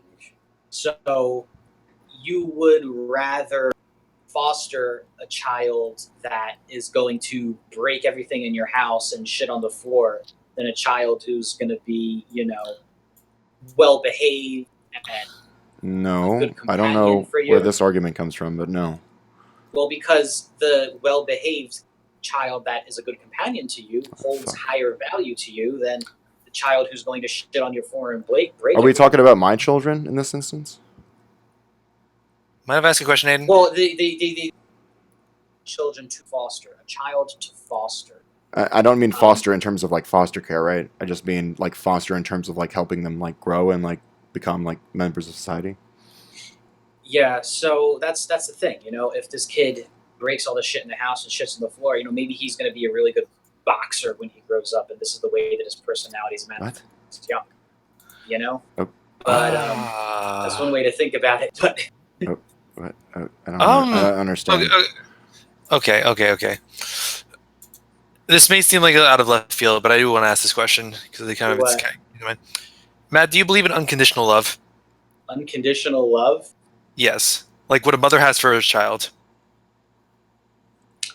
That's a hard question. I completely understand. It is a very hard question. I'd like you to think about it, though. The idea of unconditional love means that you have no conditions as Yep. to whether or not you're giving the love. That you're giving the love by default. And why are you giving the love Why are you giving unconditional love? Because in your teenage years, you found out that conditional love was not as useful, that people thought you were trying to get things from you. And so you had to abandon that mindset because it was biting you in the ass. I don't think unconditional love is like it's Well, you could put it on. it's not based on utility though. That's the whole point. It's not based on like how useful it is for some other means. It's its own like means. You know what I mean? You love someone unconditionally because it makes you feel a certain way, and you think maybe to whatever unconscious extent, most likely, that the person has value to you in that regard. Well, I think that answered my question, though. What did it answer your question of? Oh, rather, what did you get my conclusion to be? It's not so much about your conclusion. It's more about me kind of... It's like, think of it as a question. These are questions that are, so to speak, a hypothetical. It is a emotional, psychological litmus test. Think of it that way. Okay.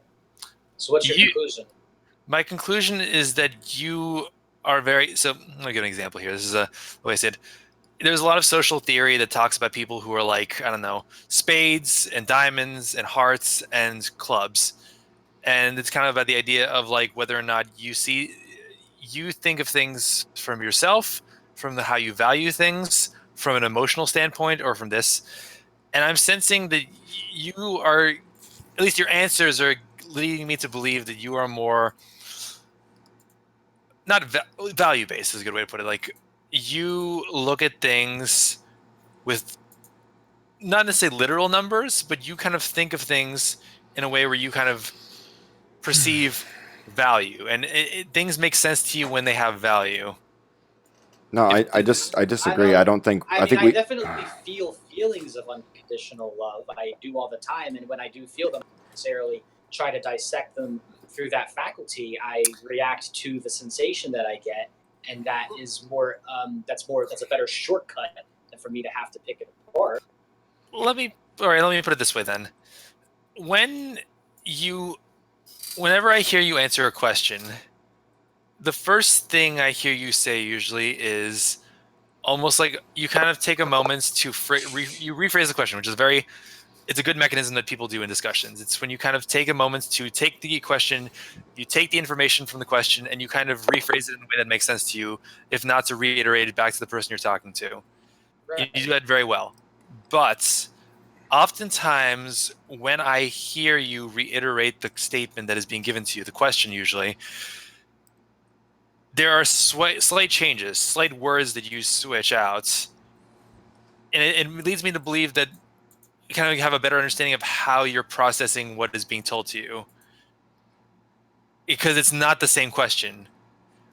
When you are answering the question, you're not answering the question in the same way that it's being given to you. Does that make sense, Aiden? Or yeah, I mean, I think that would make more sense if I was like trying to, goat out like a specific,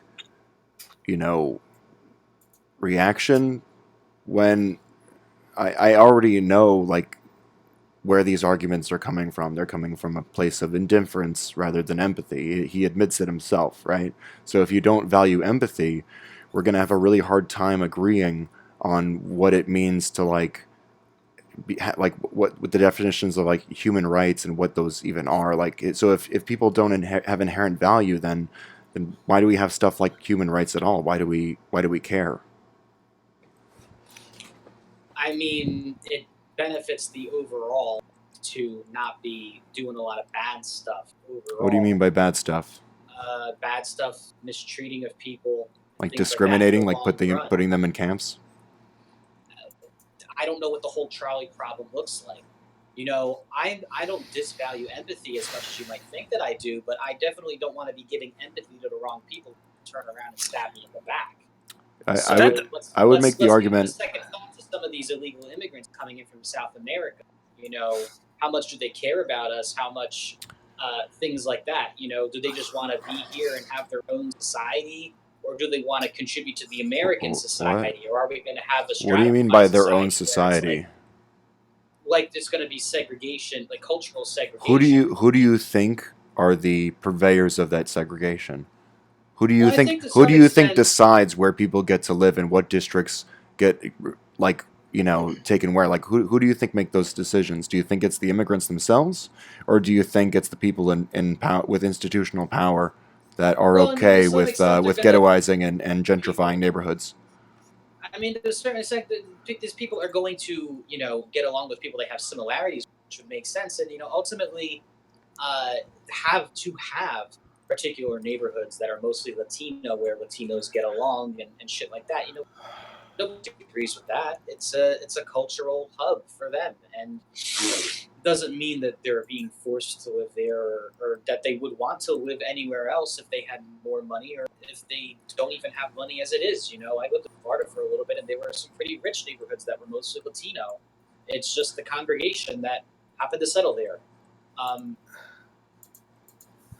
Probably a lot of people decided to all get houses on the same street. They have big social circles. That's a big thing in Latin culture, is humongous social circles, and everybody moves around with each other. And happens in a lot of third world countries, but it seems to me, I've seen Is two Mexico a instances of third it. world country? I don't even know if that's Yeah. correct. Really? Is there like a list of third world countries? Because I Well, thought we see, stopped using that basically, term. I thought the there's like developed and no, and it's a fair, yeah, it's like developing and undeveloped. But I mean, you could look at Russia and say that Russia is a second world country. You could look at Thailand and say Thailand is like a second world country. well, how do we make And then these? America, Germany, Japan, they're first world countries, and then like India, Mexico, they're like third world countries. And then maybe you could say a country like South Sudan, a fourth world country. But I'm not trying to get too specific about it, We could get specific about it if you want to. I was just using it as like a description. It's on your Okay, so technical how do you things how do you that you define talked a about. third world country then? I think it would be that you would have a lot of people living under the technical poverty line, but a large majority of the people who are living under the poverty line are not starving. Who decides the poverty line? Well, that's a good question, and that's why I'm saying people are not starving. You go to a country like India, Wait, what? 30% of the people are underneath the poverty line, but in the same token, $1,000 a year in India can get you kind of far when the watermelons are 4 cents a pound, and 4 cents each, and the chicken is like 25 cents Do you mean a pound. wait? So Do you mean American currency? yeah, by American currency. So I guess this Okay, is what I don't we know why either- you wouldn't either- use Indian either- currency then, because if you're Oh, like wait, converting I'm it, because just they might not have saying- the it's like similar exchange rates, like the whatever, like I don't know, is No, it it's not. The rupee is like yeah, it's rubies is that volatile. exactly? So Yeah.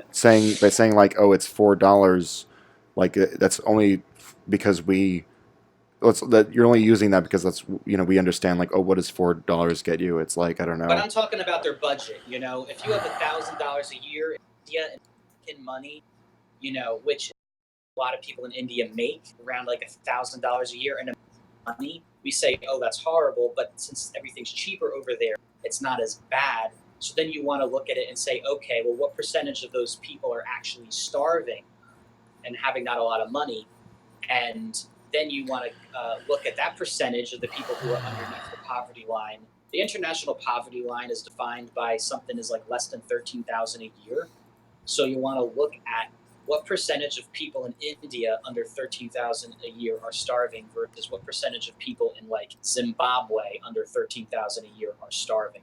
And when you have a higher percentage in Zimbabwe than India, maybe you could say that Zimbabwe is worse off, something along those lines. You can look at it GDP per capita, things like that. I don't think GDP is a great litmus test for the like average like But life it really of isn't either. Saudi Arabia is like, first off, the United States is the highest GDP per capita, but it can be argued we don't have the best standard of living. And a country like Norway has lower GDP per capita. You could say the standard of living there is higher. So Yep. I wouldn't use GDP per capita, but otherwise, what I was talking about with the international poverty line and what percentage of them are starving and How do you define starving at that point? I think this is stuff that actually works. Okay, so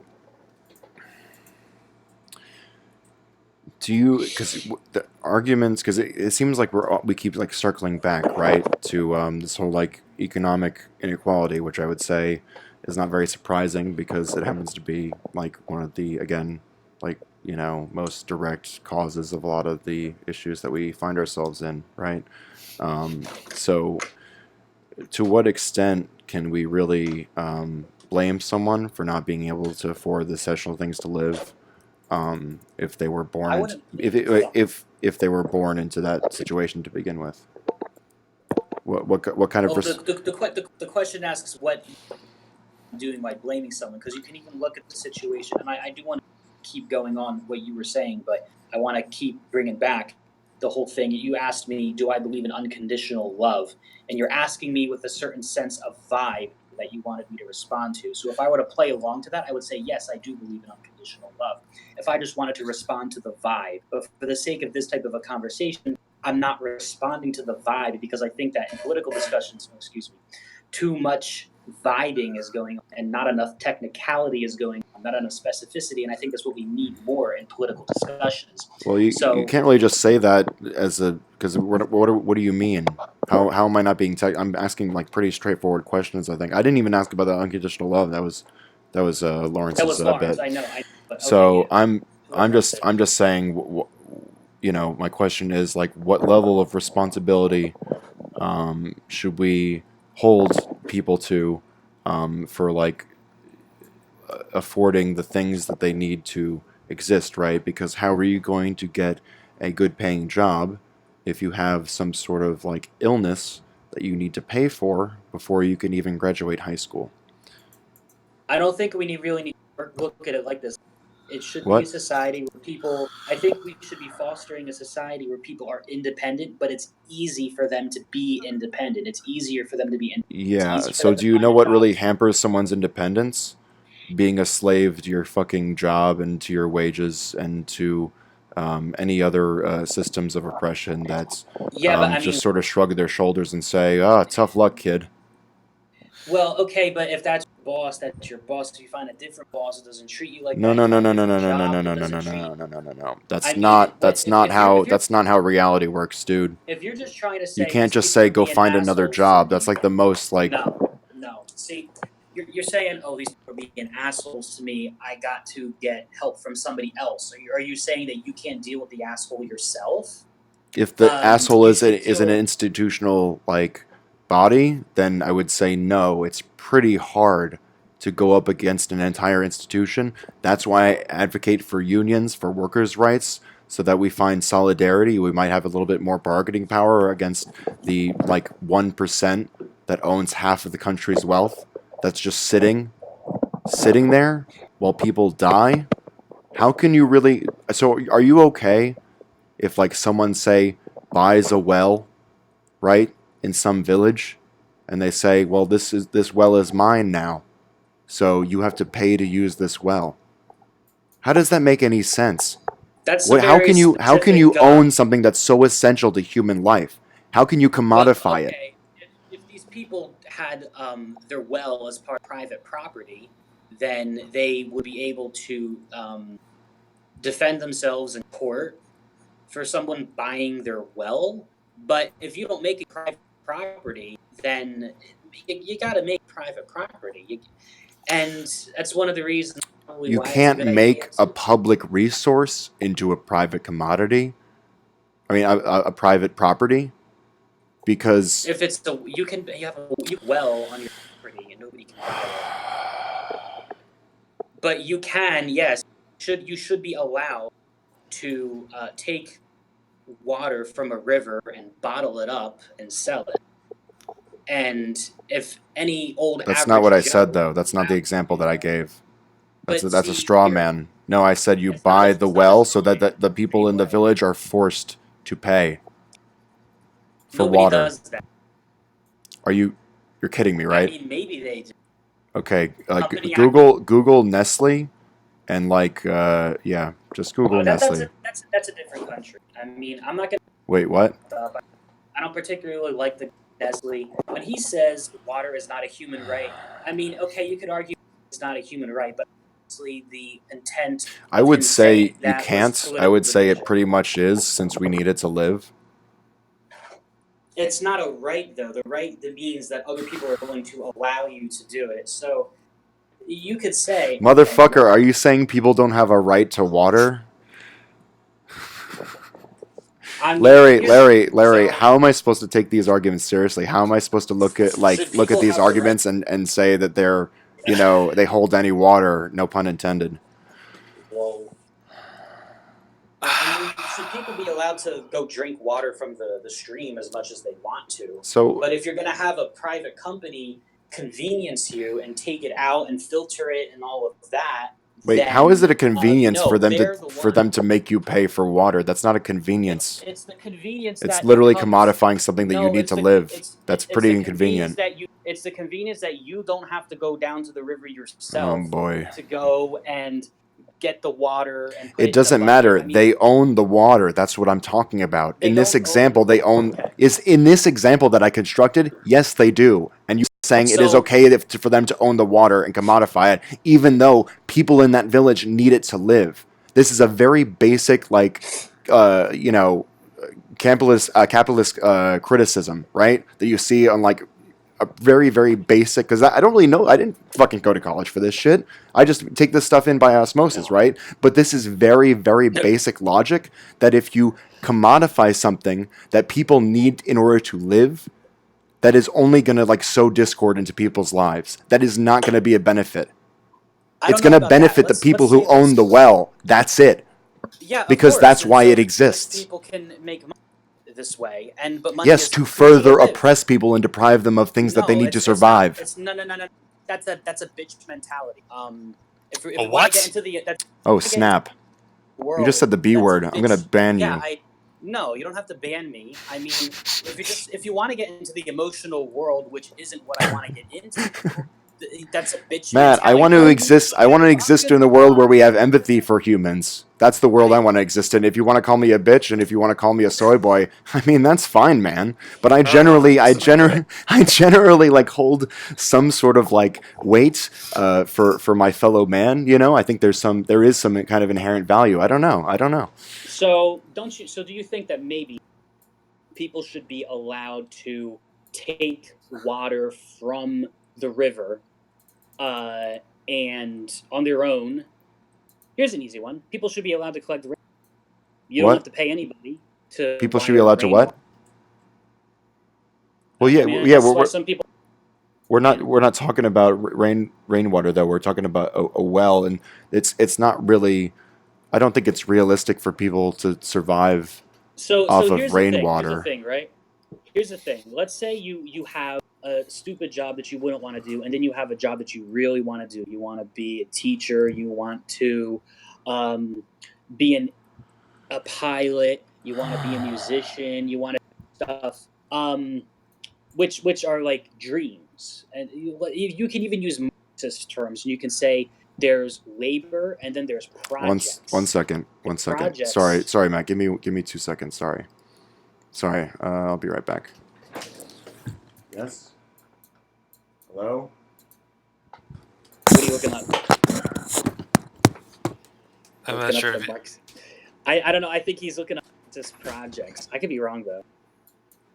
he's probably going to be pulling up like an actual situation to discuss it, An actual situation. like an event in real history that actually happened as a basis for a All point to right. Sorry discuss. about that. I thought Okay. someone was knocking on my door. I don't know. Oh, Oh, okay, never mind. Sorry, I didn't mean to cut you off. What were you saying? Or I don't know. Whatever you guys are talking about. good question. Do you remember?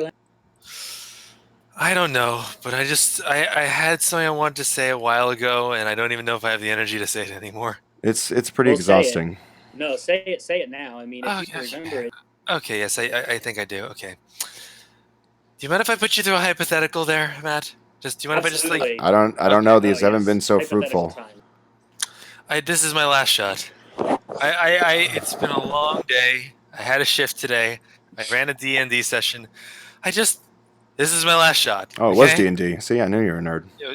Yeah, of course. Yeah. Oh, big shocker! I revealed the rubber mask. I was a nerd all along. Okay. Let's say. Well, I was talking about Mark's projects. That's what it was. Okay, but anyway, continue.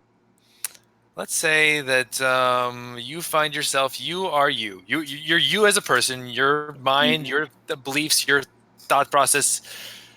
But let's say you are living in, let's say, the worst neighborhood in, like, I don't know, Camden or like Compton. All right. Let's say you live in the worst neighborhood. You have no family that is connected to you. You have no means to contact them. You have no inheritance. You have no assets. You have a job bagging groceries at the local shitty third-rate supermarket, which is actually part of a corporation. They are a corporate supermarket. This is your job. You have no college education. You finished high school.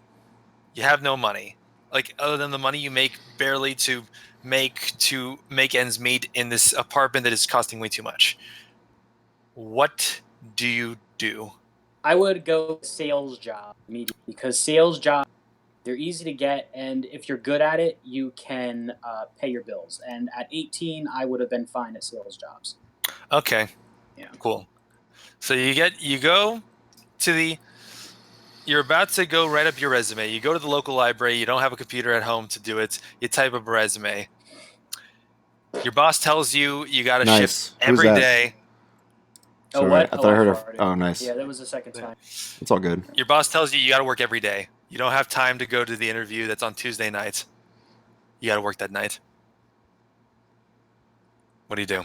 Let's see. Well, Sorry, say the statement again. I was too distracted by the farting. I would quit. I would quit the job. I would quit the job. And All right. Wait, say the hypothetical again. The hypothetical was at the point that he has the resume typed up. He typed it at the library, and but he can't. His boss will not give him the day off on the day that he has an interview at this business. Let's say. Right. Okay. Sorry. Mhm. Go ahead, Matt. Sorry, I didn't mean to cut you off. Yeah, I would quit. I would quit the job and go for the sales job because, my ultimate goal is to get out of that house, and I'm gonna go get it, no matter what the case is. If I have to leave my job so I can go make more money at another one to give me a better life, that's what I'm going to do. All right, that's a very noble way to put it. Yeah. Okay, so you quit your job. Good riddance. Mhm. It was a shitty job, anyways. You go to the job interview. You get in the resume. They say they'll get back to you in 2 weeks. Well, that's not really how sales jobs go. I mean, have you tried to go for sales jobs, you get them. Like, and a lot of the reasons why people don't like doing sales jobs is because it's a lot of like cold approach to random people, and people don't like to do that. But the reality is that you can find jobs. Jobs Now, exist. You see, you don't I've- listen. You can. You certainly can. You can't but find jobs you- that pay like adequately, though. No, I mean- beyond that. Wages have stagnated for the past. Well, and this is something that this is not feels. This is like a fact. Wages have stagnated, but what? This is feels. That wages have stagnated for the past like Wait, 30 odd years. Wages for who? People who complain all the time. I mean, who are the wages Well, stagnating? I don't know who This you're is why talking I about. don't- I'm just talking about like wages in general for like people like working class, like lower middle class Well, people. I don't know who they are, but every People, time I've Matt. tried to, yeah, but I don't know who they are. I don't know who they are as people. I don't know how much they suck. I don't know how much they bitch and complain. I don't know how much it is their fault that they are where they are. And you said, this is why I don't really get my emotions involved in political discussions because it's stupid. It's like, well, it's not stupid necessarily because, this is one angle to look at it at, and you're looking at it this way. How much do you bitch and complain? And that's why you don't have money right now or whatever. How much do you suck at certain things? And that's why you have the shortcomings that you currently do. And these are hard questions that people don't want to ask themselves. And it's Mhm. why, this is a part of it. I'm not saying it's everything. I'm not saying that I personally don't believe that there are people who seriously question every single aspect of their lives and try to change, and it doesn't get them anywhere no matter how hard they try. I don't believe that exists at all. I just don't think it's realistic that it exists at all, and I think that truthfully, for a lot of the people who are in these situations, it's because they weren't taking advantage of their situation the way that they could have, and they weren't allowing themselves to be smart and tackle what they had to do, and they didn't do it. May I continue with the They hypothetical? remained oblivious, and it was what it was. May I continue with the hypothetical? Sure. So yeah, like I said, you handed in the resume, you made a really good impression. They'll get back to you in 2 weeks. What do you do? I keep looking for jobs until I fucking get something. All You know, right. I never okay when I look work for 12 hours a day, you know, looking for jobs. I go on Craigslist. I go on. Well, usually Craigslist is the place where you got to go, and then you'll usually get something. That's been my experience. Okay. So let's say there's Craigslist. There's ZipRecruiter, which is another great one. Indeed, that's flooded. Don't go on Indeed, but ZipRecruiter and Craigslist are some of the best places to really get your foot in the door with these issues and things like that. You can't assume that just because they're saying, "Oh, I'm going to get back to you in 2 weeks." No, you don't watch TV, you don't enjoy yourself, you eat shit, you eat rice and beans, you sleep however much you need to. I mean, okay, you could say that that's what I did last time I had to do it. These days, I'd probably do less. I'd probably do an Everyman 3 schedule, which is where you sleep 3 hours and then you take 3 20-minute naps. And yes, Oh, Jesus Christ. that's Okay. No. All right. that's the way to do things. So- I do Everyman 2, which is 6 hours and one 20-minute nap, which Mhm. I've been doing. I did a lot last year, Mhm. and it was pretty good. So, Okay. Okay. All right. So you're right. You shouldn't just go for one job because you don't know if they're ever going to get back to you. You're ambitious. You go on ZipRecruiter. You go to the library. But here's the detail. Then you don't have a computer at home. You go to the library. You got to pay bus fare every time you go there and back. You pay bus fare to get from here to there. You don't have a car. all right. So what I got to do is I got to get a computer for my house. So I got to stay at my job until I can get a computer for my house. That's what I You- need. I don't want to rely on the stupid fucking bus. I don't want to rely on the stupid fucking library. I want to have Uh-huh. a computer at my own goddamn house. Smart. All right. Then let me put it this way. Then you stay at the job. You get the computer. But all right, that was very smart. Then you saved the money. But here's the thing: What? you're not making enough. For the Between computer? all of a sudden it all is adding up because you still got to do the bus fare while you're doing there. You still got to pay for the rent. And what's that? You had All right. the sleep. No, hear me out. I'm being a little bit of the dramatics, but I'm just having a little fun here. All of a sudden, you're sick. You're pushing yourself really hard at those shifts. You're not getting enough sleep, and you get sick. And that cold builds up into something really nasty. And you end up. Now you do understand there's a really specific niche situation that is probably not the case for a majority of Wait, people. Like, what? Probably like less than What? 1%. What are you Oh! What are you This is talking probably about? Like less than 1%. I respectfully disagree. Matt, you gotta This give me is- some data no, on that because that's this is absolute not- horseshit. This is a priority.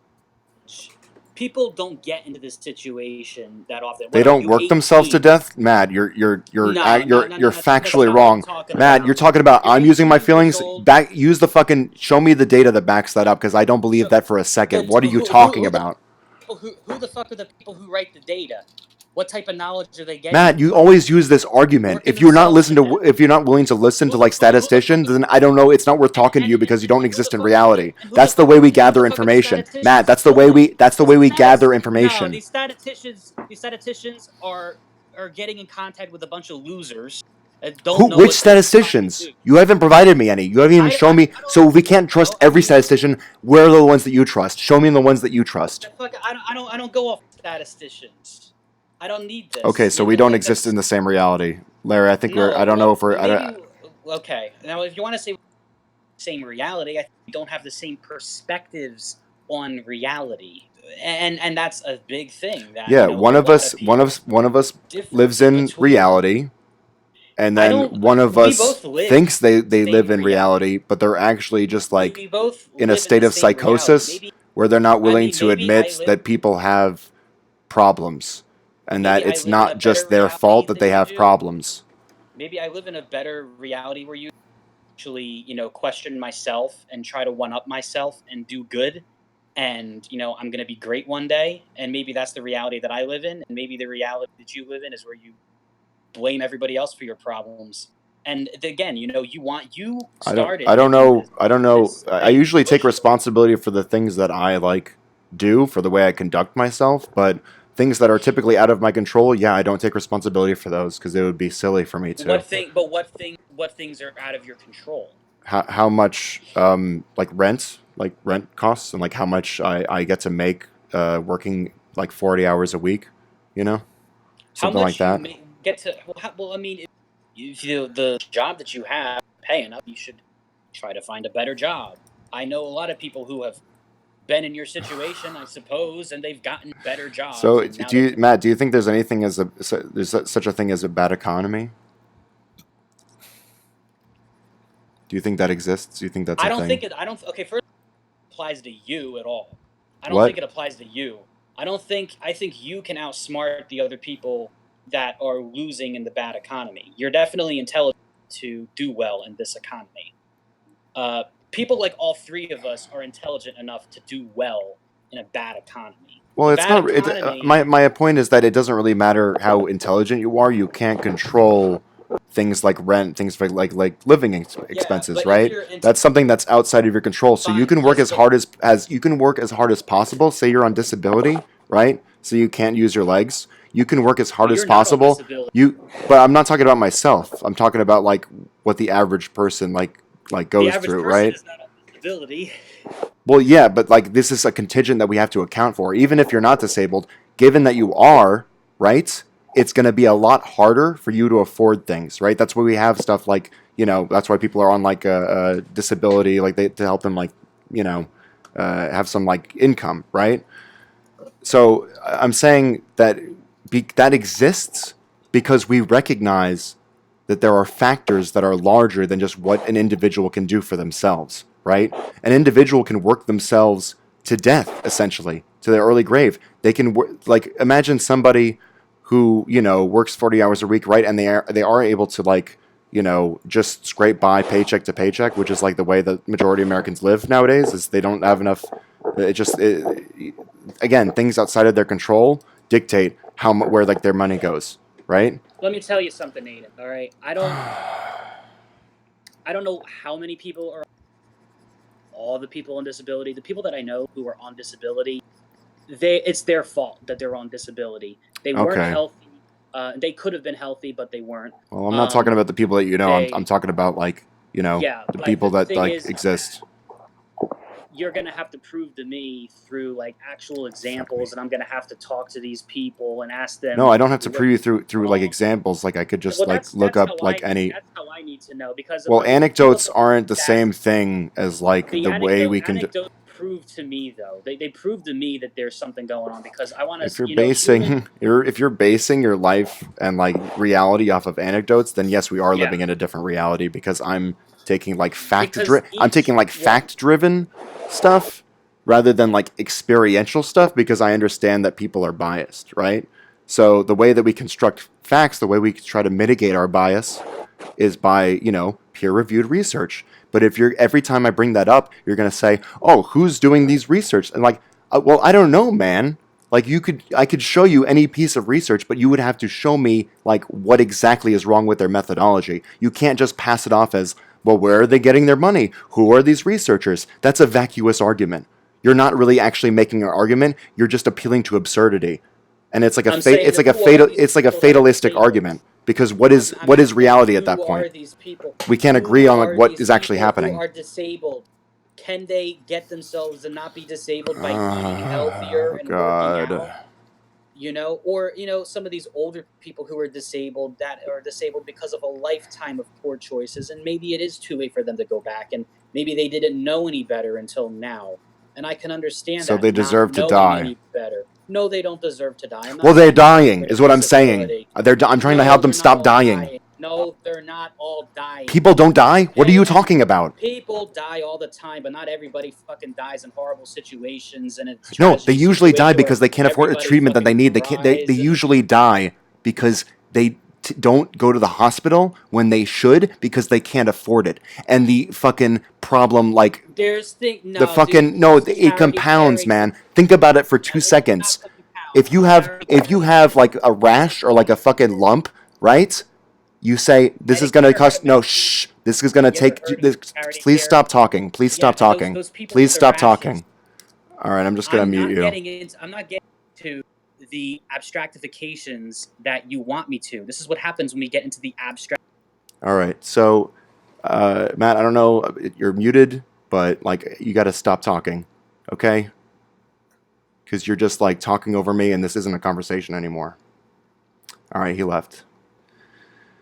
All right. Wow, and I thought the autism one was bad. Jesus Christ. I'm taking a moment. I got legit triggered, dog.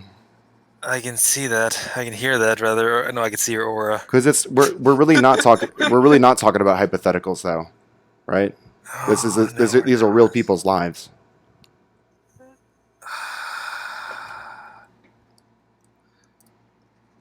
And Matt, you're fine to come into the conversation, but when you keep on interrupting me,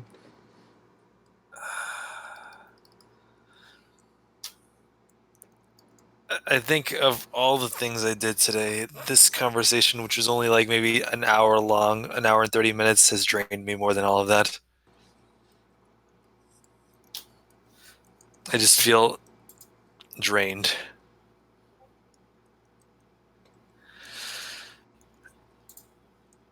Did I feel like I was coming from the right place, Aiden? one sec. Okay.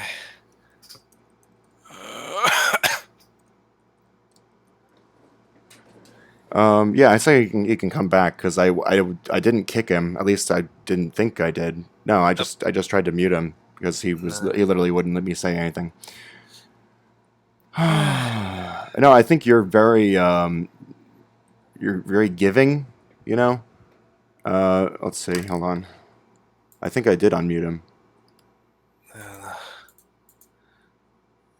Hold on. Oh God.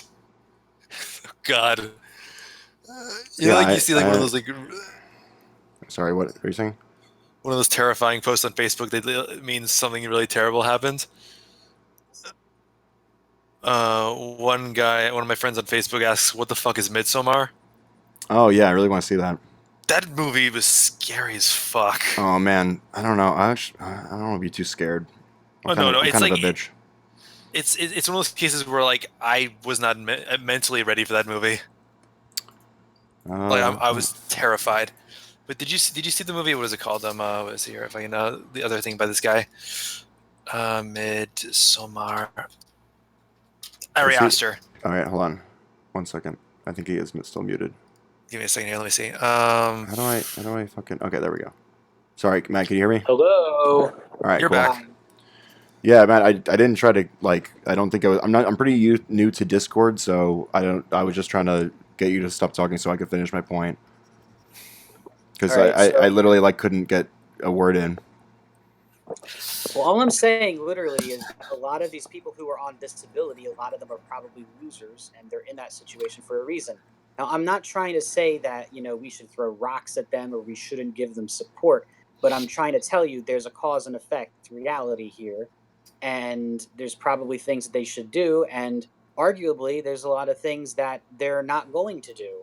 And that's why some people say that they should just die off, that we're artificially sustaining too high of a population and that we need to get rid of all the welfare, and if those people are depending on it, then they should die off, and that they're not contributing to the society in a real way, and that they do deserve to die, and that this is an argument that some people do bring up. So this is an argument that you're bringing up, right? This is not an argument that I believe. I don't believe. Well, so then I'm asking for the arguments that you believe, because I don't know why we have to go on eugenics tangents. I don't know why.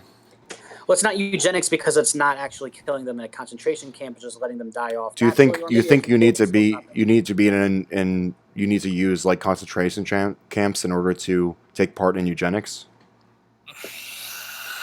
I think that's really the easiest way to define it. That the government is sanctioning killing.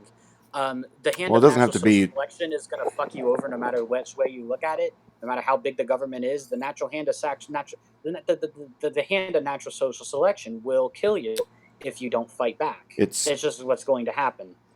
who's more powerful though, you or nature? It depends on what you're talking about. I'm more No, powerful no, than no, the no, parts no, of no. nature that can In try to any kill me. regard, we are Hayden? Okay, no. I am more powerful than the parts of nature that try to kill me because I am a surviving human being. As are you, as are Lawrence. Do you think?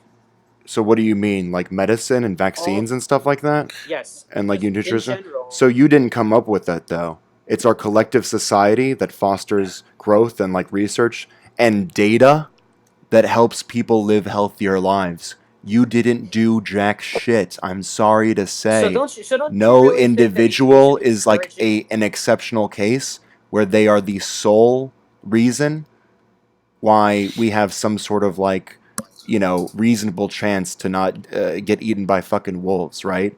That's the whole So point then- of so that's then- the so whole then point of don't you living in think- society. Oh shit, Don't Ben. you think that people should be supporting those who are who are getting disability? Hey, sorry. To not be on disability. Sorry, Matt. Get them to go. To like, Matt, hold on. We got another person here. I see that. Hey, what's up, Ben? Hello, Bino. Oh, not much. I just did some video editing, and I figured I was at a good stopping point. I saw you were streaming, and I was like, you know what? Yeah, it's been How pretty. much how much did you hear? When I first came in was when you Naughty. said something about eugenics, a bit of back and forth. Yeah, that's a pretty good place to come in. So I don't know. Anyway, so I mean, I guess if you want to like jump in at any point, but it's kind of like we're with Matt here. We're already talking over each other like a fucking lot. So I don't know how much I can really say. I mean, I think I'm about ready to tag out. Anyway, yeah, Right, well, yeah. everybody If you have start to, throwing the tomatoes. if you have to. Well, Matt, I literally had to mute you because you wouldn't stop talking. So anyway, was a big tomato. Larry, do you have to jump out of here? I don't want to make it mean, but I think I've had enough. I don't blame you. All right. Adios, fucker. Have a good night, hi, man. Larry. Glad to meet Good you night. for like a second. Oh yeah, we'll have you guys on at the same time in the future. Have a good night, man. Good night. Sleep well, rest well. You deserve it. So anyway, yeah. So basically, I'm just arguing against. Well, yeah, like eugenics, right? It's generally a bad thing. I don't really advocate for eugenics, mainly because. Well, I you're believe making an certain argument that- for eugenics, right? No, I'm not believing that. I don't believe that in my heart or anything. I'm just saying that you have to think about this is another angle, and what if it would benefit people like us who actually might deserve to not be affected by it, to have other people affected by it. Like, all of our problems can be whisked away if just a couple people died. But that sounds like some What? Purge stuff, doesn't it? That's Sounds like the Purge. that's literally not anything close to what I've said. But okay. I mean, I don't know if some You like billionaires. talking in the realm of abstraction, which is probably a good thing to do. So No, I'm glad that's I you, started bud. talking in this. That's you. That's you. I've been you literally said you can't trust data-driven arguments because you don't know where data comes from. Yeah, but you're talking about the ICE detention center being a concentration camp by necessity, and that's pretty abstract. No, it's Do you literally see it's how it's definitional. abstract? That's the way You're that we piggybacking- form Yeah. definitions. You're piggybacking on verbal language. I'm using What words other- if that's what you other- mean. Yes, but what other? I'm faculties using of words human with communication- definitions. What other faculties of human communication besides written language and spoken language are used in interpersonal communications that trickle down to situations such as oppression or What? legislation? What's your or argument things here? Like that. Because you were just talking Well, about the what- way that I use words, but now you're talking about like Well, what, there's- like body language? Like what do you what? Oh, body language, emotions. But why are you bringing vocabulary. this up? Is my question. Why are you bringing this Because up? it all has to do with how government is run and how government is affecting things and how different people treat each other and stuff like that. You know, it's all about your intentions. So you can't just say, "Oh, well, this is called something and this isn't called something." You know, You you look at Yeah, you can. yeah, but I mean, it's not the full reality of it. It's just what you're calling it. It's Well, not necessarily by how it's calling, done but or- no, but Matt, if I call my dog a dog, right, and you say, "Hey, but there's this dog over here that looks nothing like your dog. That's not a dog. This thing is a dog, right? Your dog isn't all dogs. That's what you're doing to It me. doesn't- You're saying it you're doesn't- saying yeah. that because these things are dissimilar, they no longer belong to the same category, which they It does- totally it, do. It doesn't speak to the experiences of each dog, which is what we're Who thinking cares about when you the? wanna They're think both about dogs. I'm not talking about the different experiences of a dog. Yeah, you What? are. You're talking about the No, you are. experiences of the people. You're talking about the experiences of the people inside the ICE detention facilities. You're talking about their experiences. It's torture. It's abuse. They're experiencing torture and abuse. You're talking about their experiences. Sure.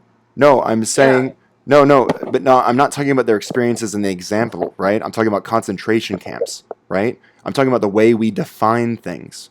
Because what you are just really made talking about? you just made a futile like argument in favor of absurdism, right? Where nothing means anything because we invented language, right? Language doesn't exist.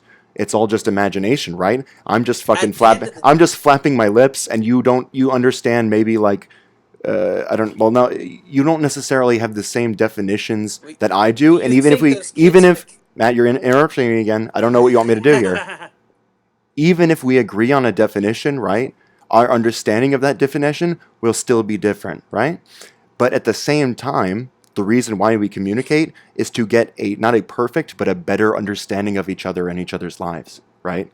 That's how we use language. So when I say these are concentration camps, I am pulling from the definition that is concentrating you want me to pull it up again, man? We can go through it.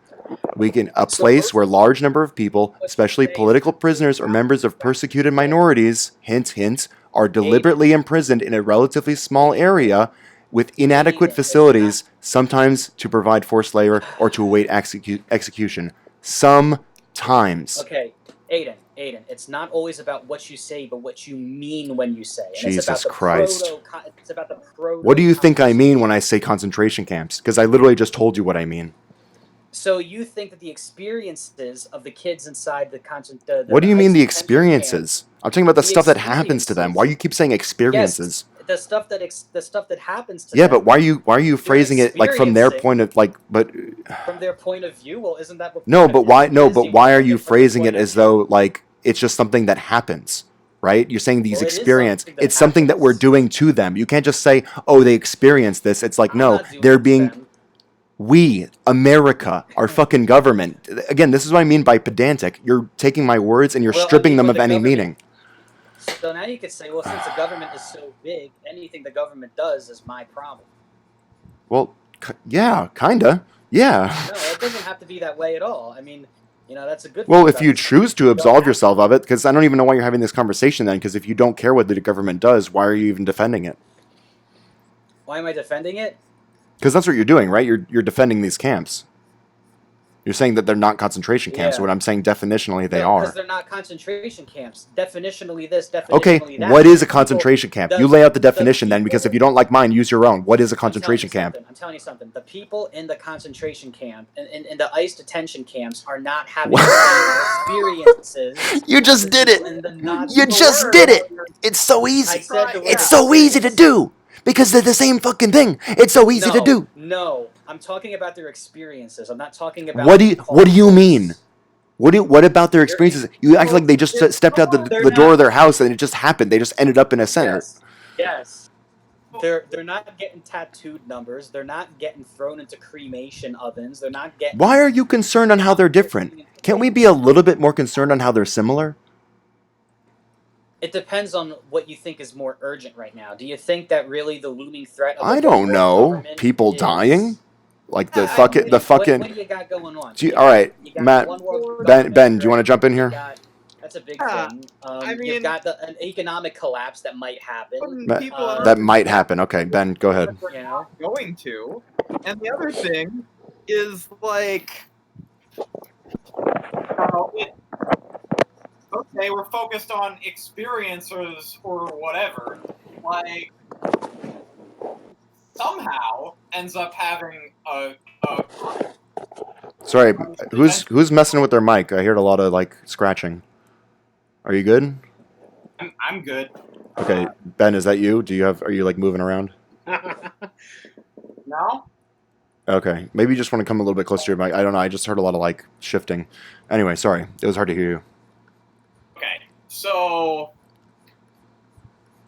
if, like, hypothetically, someone is having a good time at the ICE detention center, which is, Oh, hell yeah. you know, Toilet water, let's use weed. for an example. That doesn't inherently mean that it is not a concentration camp just because their experiences are more positive than, like, Auschwitz, you know?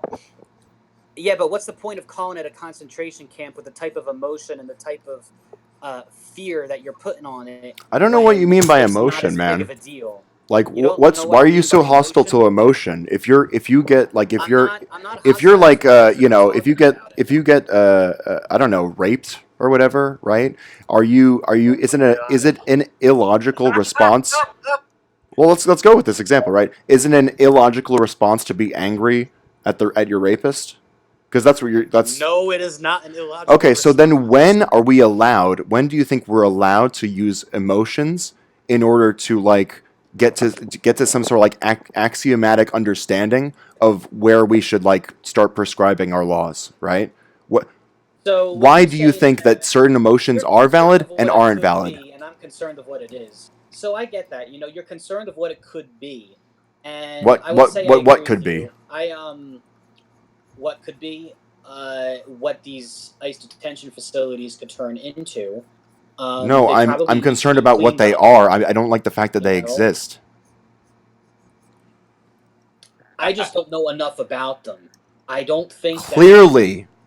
that Thank you, Matt. Clearly. You could have just said that from the beginning, dog.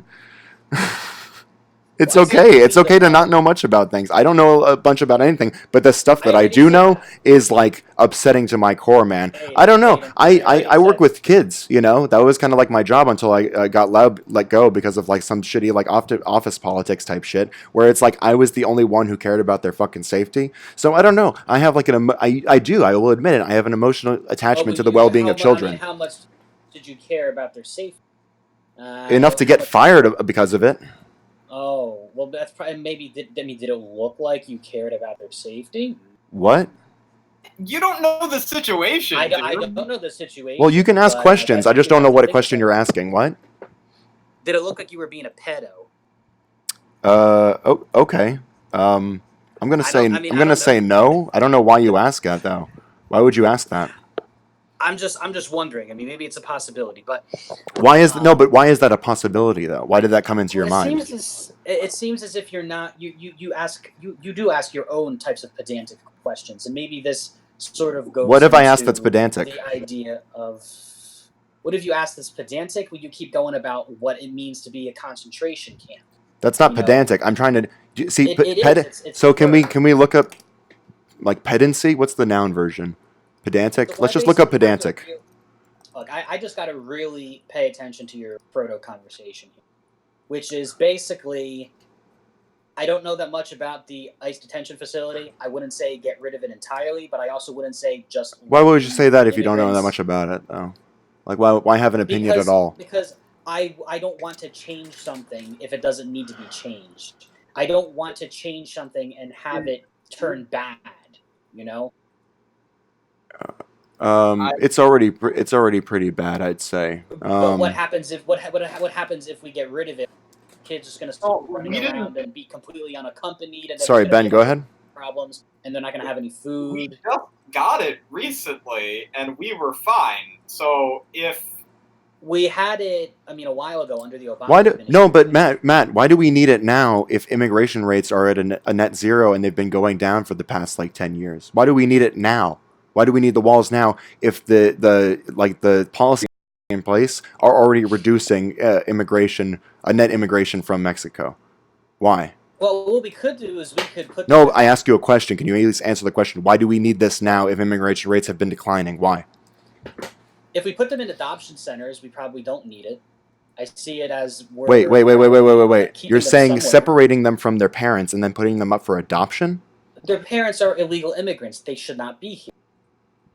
First of all, you still haven't answered the question. I don't know why we need this now What? if immigration has been on the decline. I don't know why. You still haven't answered that question. But also the fact that I you did can answer the question. no, you didn't. You did. didn't. You said if I this that did. no, I'm saying why do we need it in the first Yes, place? The My word God. of. Okay. You won't even Why answer do the we need it question in the though. first place? Why do we need it in the first place? To put the children somewhere. Their parents are criminals. We're doing whatever with them, and the children are unattended minors. You They need to be realize somewhere we're under locking up. supervision. You realize we're locking up people who are doing the same thing that the founders of our country did. How does that make any sense? That's not what I'm talking about. No, the founders of our country were illegal immigrants that were way more violent and genocidal than fucking poor Mexican families. This is the argument you're making. We have to hold them to a No, higher this- level of responsibility than the literal founders of our country. Well, that's one way you could probably look at it and think about that. Now, you have No, to that's the understand way that the- it is in reality. So now should the Mexicans overthrow the United States government? How No, are they because gonna do they're coming here to work. Okay, but do they have value that they can contribute? Yes, obviously. So we can lower the minimum wage and pay them less, as we would want to do. No. Why? What do you mean? Are they going Because to to produce further exploit already jobs? poor people? I mean, I don't know why you want to do that, No, man. no, It no, seems no, kind no. of Are they shitty. going to produce jobs for us, or are they actually going to take jobs? Oh, Or are they going to for make- are they us. going to take- For are they going to take us. restaurants? Yes, because we have to think about it. What's the difference between someone who came here from Mexico illegally, right, and someone who came here, like generations ago or whatever? Like, what's the material difference between those two people? Because I have a difference. I know what the answer is, but that's not what I'm talking. What's the about. answer? Tell me. It's not the problem. It's No, what is not the we're answer? I'm looking at. curious. You're not curious. The answer is money, and you're not curious. But that's not what we're talking about. Well, yeah, I'm curious I'm glad you got the right answer, man. Good job. Well, maybe I didn't get the right answer, but that's No, not you the did. That has been the okay. We want to have more jobs being created. I see the issue is that there's not enough jobs being created because people aren't starting new businesses. I would say think that that's wages really are what- too low. You're talking about lowering wages. I'd say that wages are too low. It doesn't matter how many jobs we Well, have. that's- I mean, If that's the a jobs that we financial are, thing. the That's jobs a that we are financial working thing. and That we has are nothing killing to do- ourselves working and overworking ourselves, right? That's That a we're committing our financial entire thing. lives to. That is a financial thing. It has nothing to do with these corporations could create more jobs. It has nothing to do with that. What? It's a financial thing related to our currency and inflation and the way What do you that we mean it's print a out lot of money, financial thing? which- Of course which- it's a financial thing. We're talking Yes, about it fucking relates to- economics. Because then we're talking about, how do you fix inflation? How do you fix the debt? Well, you say you put yourself on the gold standard, get rid of all your spending, and so then what happens is then we'll have inflation anymore, and your money's worth more, and people's wages go up. But now people who are on disability don't get disability because you got rid of all of the wages. You got rid of all of the programs. So now they die, and that's when people say, well, economy is unsustainable with all of these programs that we're printing money out of thin air to produce. So therefore, we're artificially sustaining a large population, and it can't work like that. So now it comes back to eugenics. Well, so again, everything you just outlined is an argument in favor of eugenics. So you're you're arguing in not- favor of eugenics. That's what Well, you're doing. I don't think that eugenics is. So don't make your think own that fucking is what arguments we're then. doing. Why the fuck are you making arguments that you don't No. believe? I'm interested in what you believe, dude. Why play Because devil's advocate how else for am I going to eugenics? express what I Sorry, what was that, Ben? unless I express what I Advocate for eugenics. What's up? What would say? I'm expressing the side that you want to sort of Really not stray hard to away hear? from. Sorry, Ben. Say that again. Am I really that hard to hear? I'm like right next to my computer. Sorry. And as far as you can tell, It might be like it just cuts out sometimes. I think when people are talking over each other. But anyway, yeah. What were you saying? I would say that my beliefs. No, are very Ben. What was Ben organized. saying? I'm saying if you're like playing devil's advocate for eugenics, that's like a bad look, dude. Yeah, No, I would say that my beliefs are just very unorganized. I need to organize them better, and that's what's basically going on. Yeah, you need to really put those I need to ideas into like little organize camps. them. You need to concentrate those ideas and get them in a better. So Yeah. we'll fire them up and then take out the ashes and see what goes on. So, my beliefs are ultimately we should be producing more jobs, but the question becomes: are these people going to take up a lot of the low wage things that the people here could already, So let's bring in immigrants who are going to create the jobs rather than take them. This is an argument that people are using. Oh, they're going to take our jobs. Okay. Why don't we just say that we want immigrants going to make jobs, or we want to create a society that makes jobs? I mean, I think plenty of them do already, but business-friendly. people who are poor, right? They're not really in a position where they can make jobs. So you're basically just saying, "Fuck you, you're poor, but they you can still- don't matter." No, they could still work for themselves. Doing What does that mean? Truthfully, but what I'm saying is that we need to have. What do you more of an mean work for economy yourself? that's- Like open a fucking Etsy shop? Oh, whatever the fuck you do. Well, that's it. You're not really giving a eBay, realistic you know? substitute for like No, the way that some. eBay sales is completely Okay, so everyone in poverty just log on to eBay, dog. You're. I don't know why it took so long to figure this out. No, Aiden. Okay, listen. That's literally the argument you're making. I'm I don't know why you're saying- like saying like, "Oh, Aiden, come on now." It's like, no, that's literally what you just said though. They should create an online store and that's the way you can be sufficient. Poor people, whatever. I don't know why we still have homeless people, dude. I don't know why we still have homeless because Etsy has been like a website for so long. We will. I mean, it only costs like $1,000 $1,000 for a we laptop. need to focus on the middle class, and the middle class needs to produce jobs instead of trying to get jobs. The middle class needs to start trying to start businesses. We need to encourage America to be a more entrepreneurial economy rather than a wage economy. I think that a lot of our issues here are. Wait, you're still working for a wage though, right? You're still working for means to like get the essentials in life. For a profit. You're working for a profit. Well, before you get to profit, right? You gotta like make money to live. You know? Well, I'm talking about the middle class. Talking about the what? About the middle class. I'm talking about the middle class. I'm not talking about the poor. Well, I don't know why we started talking about the middle class because I'm talking about poor people, dog. I'm talking about the most vulnerable people in our society. I'm talking about the small businesses, the people who can actually. Why the fuck do I give about small business? Why would I give any fucks about small businesses when there's people on this? When there's homeless people, they exist. Why do they matter more? Because the homeless people can only work for the corporations. They can't work for the middle class because the middle class isn't producing jobs. What do you mean homeless people can work for corporations? What the fuck are you talking about? They can only work for corporations. They can work for the grocery store. They can work for... No, they can't. They're fucking mentally ill. They soaked in piss, dog. No. They're talking to themselves. Have you met a homeless person, dog? I know there's all different kinds of homeless people, and there's people who act and talk like me that are homeless, but homeless people who have been homeless for like over 20 years, trans people who have been kicked out of their house and left out on the street and as teenagers, dog. Like, there's so many, I could draw so many fucking examples of people who are in places where they have no fucking hope. No one gives a shit. People pass by them all the time. You want to give them hope?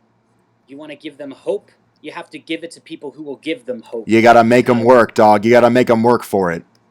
Listen. Earn that fucking medicine. You're not even giving me a chance to speak. All right, now I'll tell you now. Ironic. No.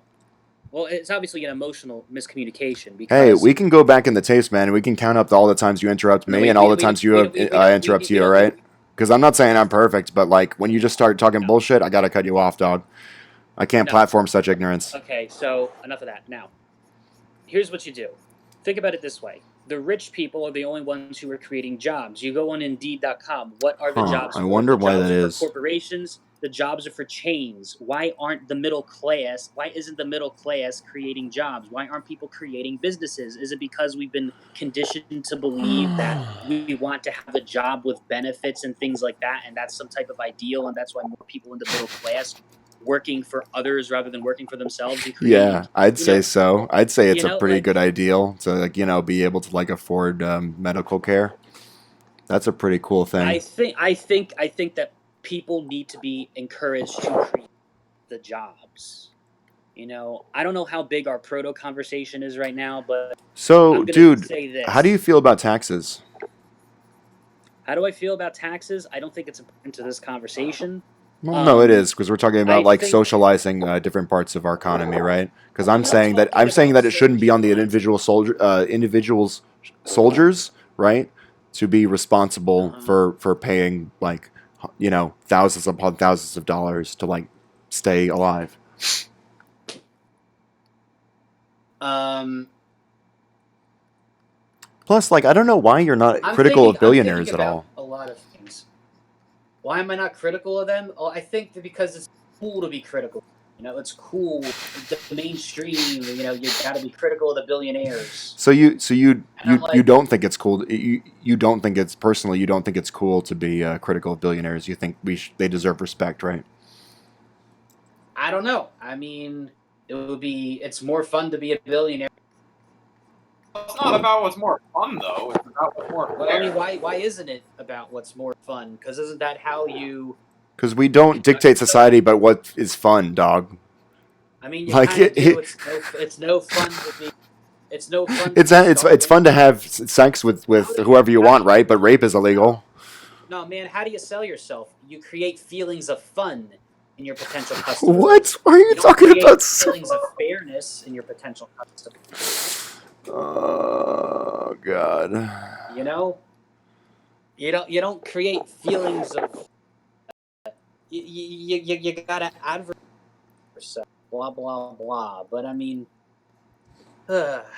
um, Dude, yeah, it's politics just. is messy because, well, politics is messy for me because I haven't really decided to organize my thoughts until more recently. It's like association, and identity politics will do that to you. The reason I ask about Um, the reason I ask about billionaires is, like, you put so much responsibility on people that literally have, like, no means to really, like, cultivate any form of agency, right? Because they're just victims of whatever system they exist within, right? But the people at the highest echelon of that society suddenly have no responsibility, even though they have the most influence and the most impact on that society, and they literally poison the water and, like, fucking, frack and do shit that has, like, demonstrable external negative outcomes to the environment that affects more than just them, right? Even stuff like carbon tax, it's like, well, we're still putting it in the hands of the companies to really, like, dictate, how much we have to depend on fossil fuels that are literally, like, killing the planet. Do you believe in climate change? I don't think it's as bad as people are saying. But We it does get to be exist. able to. Do you think No, humans? it exists. Do you think humans, impact it at all? Yeah, yeah, they do. Oh, okay. I'm surprised. How did you come to that conclusion? I don't. How did I come to the conclusion? Hmm. Well, I mean, there's just a lot of scientific evidence. You can't really dispute it. But But we do have wait, to be wait, on wait, the wait, same wait. page. Why aren't those scientists all libcucks? Because that's what you said before. In I so mean, many words. because they're not describing social situations. They're describing chemical I interactions. see. So Yeah, sociology isn't a real. You can't really I think study it. It's all sociology. feels. I think sociology is less of a hard science. I mean, you can't really argue with the. But sociology is a little bit different because of it's social interactions. It's a lot Is different, and psychology a real science? I think to some extent it's a bit of a pseudo. I mean, it's as best as we got, Well, but there's it's grifters not the everywhere, best that dog. we I'm not can going to do. argue with that. Jordan B. Peterson is pretty living proof of that. I'll tell you, he's not my favorite. Um, I read his I'm stuff. I read his surprised. 12 rules. He's not my favorite. He hasn't really given me the detail that I wanted, and I found the detail just by reading various other things. I mean, talk about feels, I read man. Those chaos dragons. I don't know where he's coming the from with chaos. that Well, I stuff. mean, yeah, feelings are chaotic. But you got to organize. Unlike me with my political views, which I have yet to organize them. I don't know. Maybe some research would help, Lost Dragon sounds like the Yu-Gi-Oh thing. or like a Sonic enemy. Well, Yeah, I mean, can you really disagree though that order and chaos are kind of opposite sides, and it's not dishelpful to look at where there's chaos in your life, put order to it? Like, don't you think that makes sense? Sure.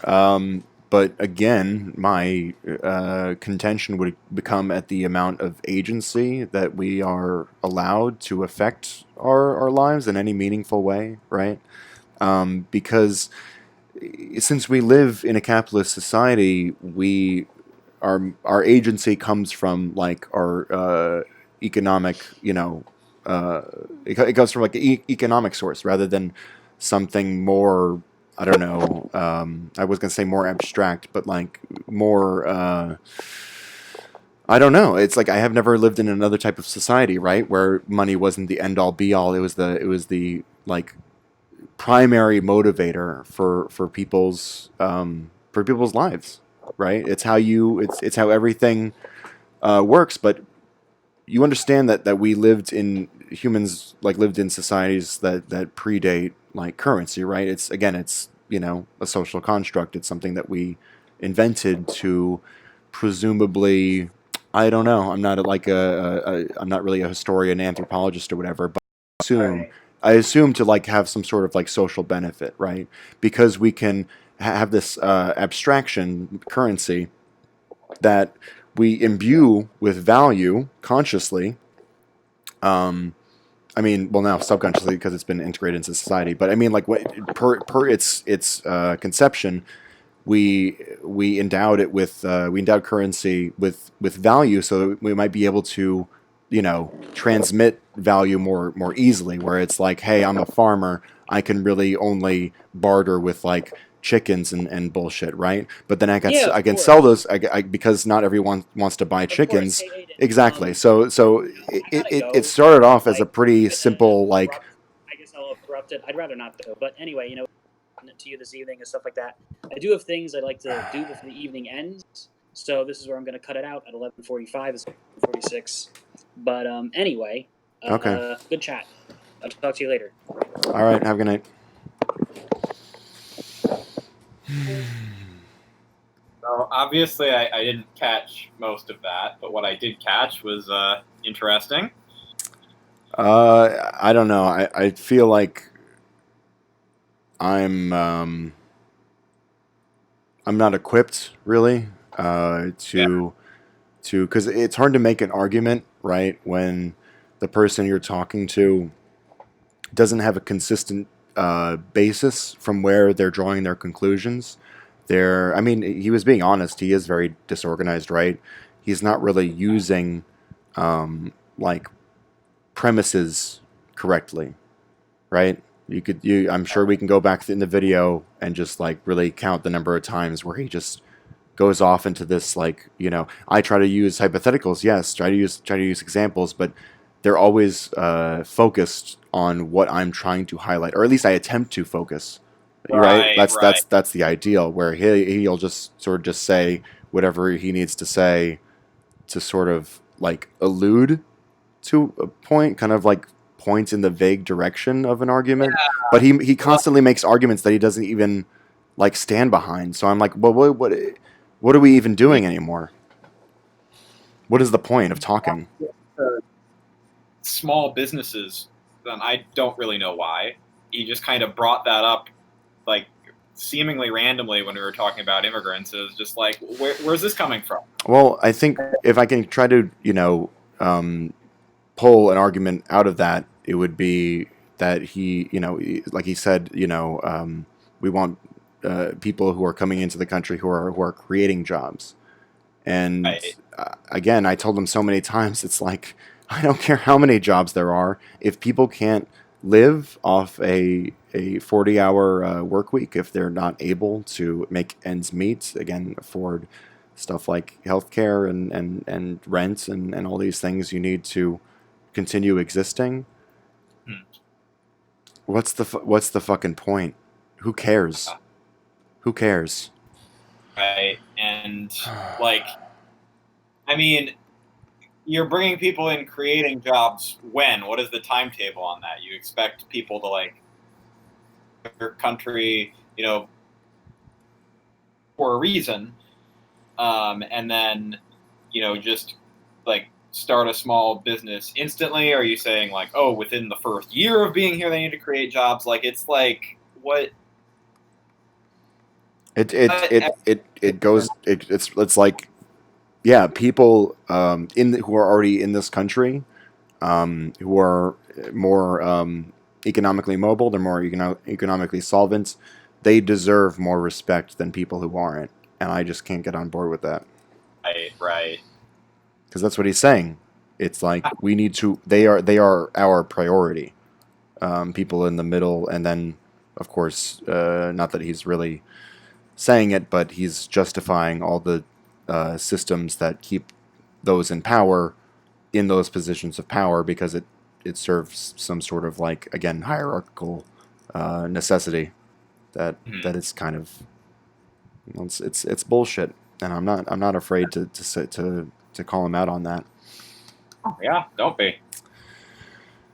That's what I mean. Like, I wish I could. I don't know. I should try to reach out more and get some other people who, because I've mostly just been arguing with him myself, and I know that even though maybe to someone else the arguments that I'm making are convincing, I am on some level trying to get him to reflect and to understand how the opinions he holds are really, uh, you know, detrimental to like life. I mean, you had me on kind of to talk about autism with him. Mm-hmm. I mean, do you have any friends that are like first or second generation immigrants? I absolutely do. I mean, I must, but not off the top of my head. I mean, you know, Lawrence was talking about like his grandmother. He was like bringing up the idea of like, oh, well, so because Matt was sort of like getting, he was starting to, he wants to like wear down definitions to where it's like nothing means like what is any. He's just constantly asking like vacuous questions that like take away any sort of like meaning from when it's like Yeah. that you're not really engaging with the argument. You're just kind of like trying to poke holes in it from the most like, again, pedantic viewpoint, where it's like, Yeah, oh, what is hard work? What really is hard? It's like it doesn't really matter. Like, well, it does matter how you define it, but it's like we all understand that hard work is essentially like doing the kind of shit that you don't really want to do. Right. And like his whole thing with like, oh, well, you know, it's concentration camp, and then flipping up and calling it a concentration camp. But like, and I get that. Like, I didn't really want to go too hard on that because I but, do mess up like with my verbiage too. So it's just because you misspeak doesn't mean that your argument isn't valid. But it's so easy to call them concentration camps because guess what? That's literally what they are. I had to read the definition out loud like twice. my point there being that, you know, I think he has the idea in his head that because the ICE detention facilities quite as bad as like Auschwitz or the Dachau right now, and that's what he thinks of when he thinks of concentration camps. They are not concentration camps. Yeah, that's you're pretty much repeating his like talking points essentially. I tried to bring up like, you know, just because being in a well full of shit is marginally better than being in a well full of piss and shit and vomit. Are you really going to defend the people that put them there?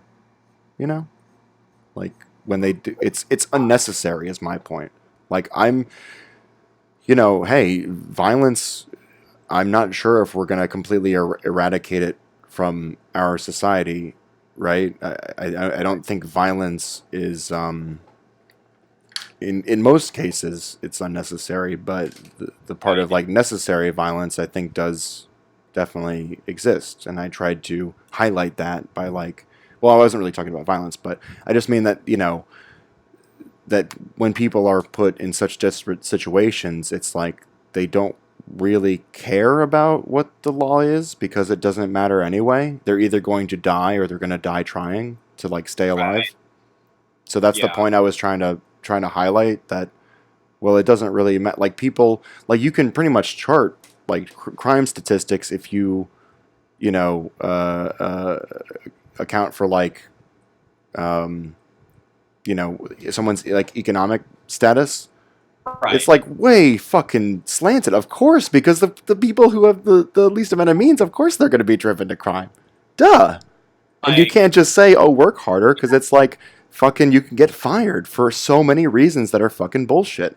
Why not? Why not make it more secure? Why not give, you know, power to a collective of workers to really have some kind of bargaining power to say, "Hey, this is what we feel is a worthy wage," because they're the people who are physically doing the work. oh, I don't think I'm going to turn him into a communist, but no, but you know, get him to think about things more than he is.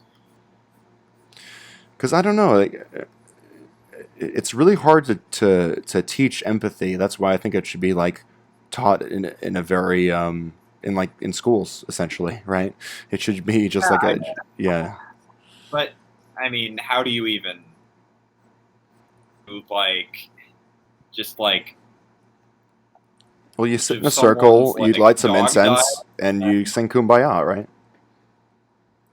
That's how you do it. That'll solve everything. Nah. Obviously, I'm joking, but uh, yeah, like, well, it is something that you can be taught. It's just you have to Yeah. create scenarios where it's like you're given the opportunity to empathize, because if you never are like, you know, I'll say like empathetically like curious, you never take the time to really see what's going on and how other people live and where they're coming from and the kind of shit that they have to deal with. You're never Like, really, you know, it's like a chicken or the egg thing. You're never gonna want to be, you know, looking out for those people in the future because you never started in the first. You know, it's yeah, I you guess just that makes drift further and further away from like your fellow man, I guess. like you can't necessarily teach someone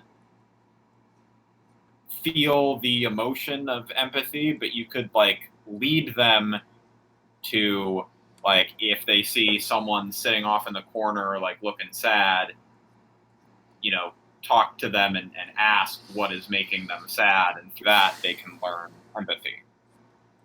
And I think that there's a lot of different ways to do it. I'm not like a child psychologist, but I think it's super interesting, and it's more something that you can like are able to tap into than it's something that you like, I don't know, can like really learn, because you don't learn it the same way you learn like mathematics or anything like that. Right. It's not. It is sort of a skill, but it's not something that like, you know, it is easily measured, and there's ways to like easily train yourself directly in it. Right, like we already do teach empathy to some extent, right? Like if a kid is hitting another kid, we say stop that, but then we ask why, it's like, well, because it fucking hurts, right? I mean, hopefully you don't swear at the kid, but you know, you might if you're that angry. Yeah. I felt like I wanted to swear in that environment, just so because I knew that if I use this sort of like corporate like HR type of speak, it doesn't really connect with people. Like sometimes you just need to drop a fuck to get like people's ears to prick up or whatever, you know. But you can definitely abuse that. I don't know. That was kind of like a off comment, but Oh, but I get what you're saying, though. 'Cause I had an after-school job where they like had this whole lesson of like, oh, don't say this, say this. And I'm like, is this really gonna like work? Like, is be like, oh, you know, it's SJW bullshit or whatever to try and make me say certain things instead, you know, using language. But like at a certain point, or it's like if you see someone acting up, you know, don't say stop that. Say or being disruptive. Like I don't know. Like I don't even Yeah, like remember don't what- say shut up. Say like, you know, like basically manners and like, you know, that's but yeah. like things that seemed super innocuous that they were like, no, don't say that. Like, I don't know. I know that child psychology is a complicated thing, but like, I don't know.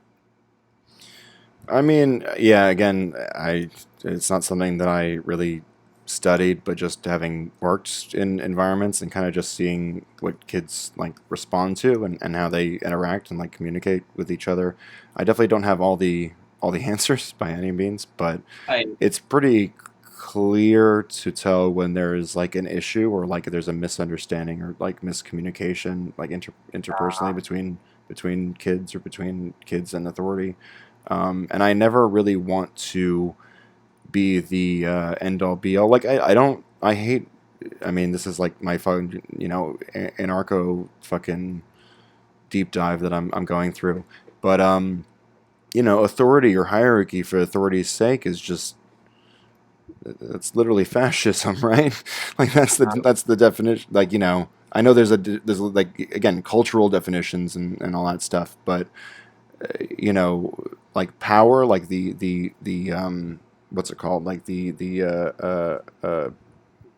don't know what you would call it, like magnetization of power, or like the way that things kind of funnel, you know, and they instead of like capitalism fostering competition, they actually like actively cut it down with things like monopolies and stuff that are antithetical to quote unquote competition. So I don't know. How long was the conversation going on before I stepped in? I think we've been going, yeah, probably for about 3 hours now. I want to Wow, say. like with Matt the whole time? Yeah, just about. Yeah. Oh, that's So. a very long stream. I mean, they're usually go around that time, but yeah, I guess I'll wrap up pretty soon. Have you seen my Rudolph? Yes, I'm looking at your Rudolph right now. Nice. I don't know why I keep drawing fucking fat bellies. They're so fun. It's your thing, man. You know, I'm not gonna keep shame. Well, okay. I mean, if I'm attracted to this, I think that's okay. No, I'm just kidding. Furries, you're all right. I just don't like how his fucking hooves are it's kind of like different hooves going on. One has like the little back thing going on, and then the other one doesn't. But yeah, I was trying to yeah. What are you saying?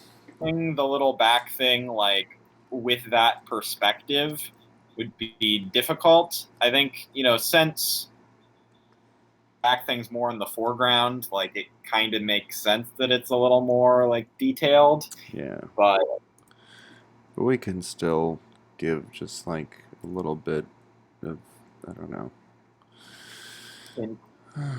I'm not super familiar with reindeer anatomy, which apparently are the same thing as oh fuck, caribou. I didn't know those are the same thing. I'm still mad. Oh, what's up, dude? I've been just steaming for the last hour. Dude, I mean, you have a better job of capping that shit than I do.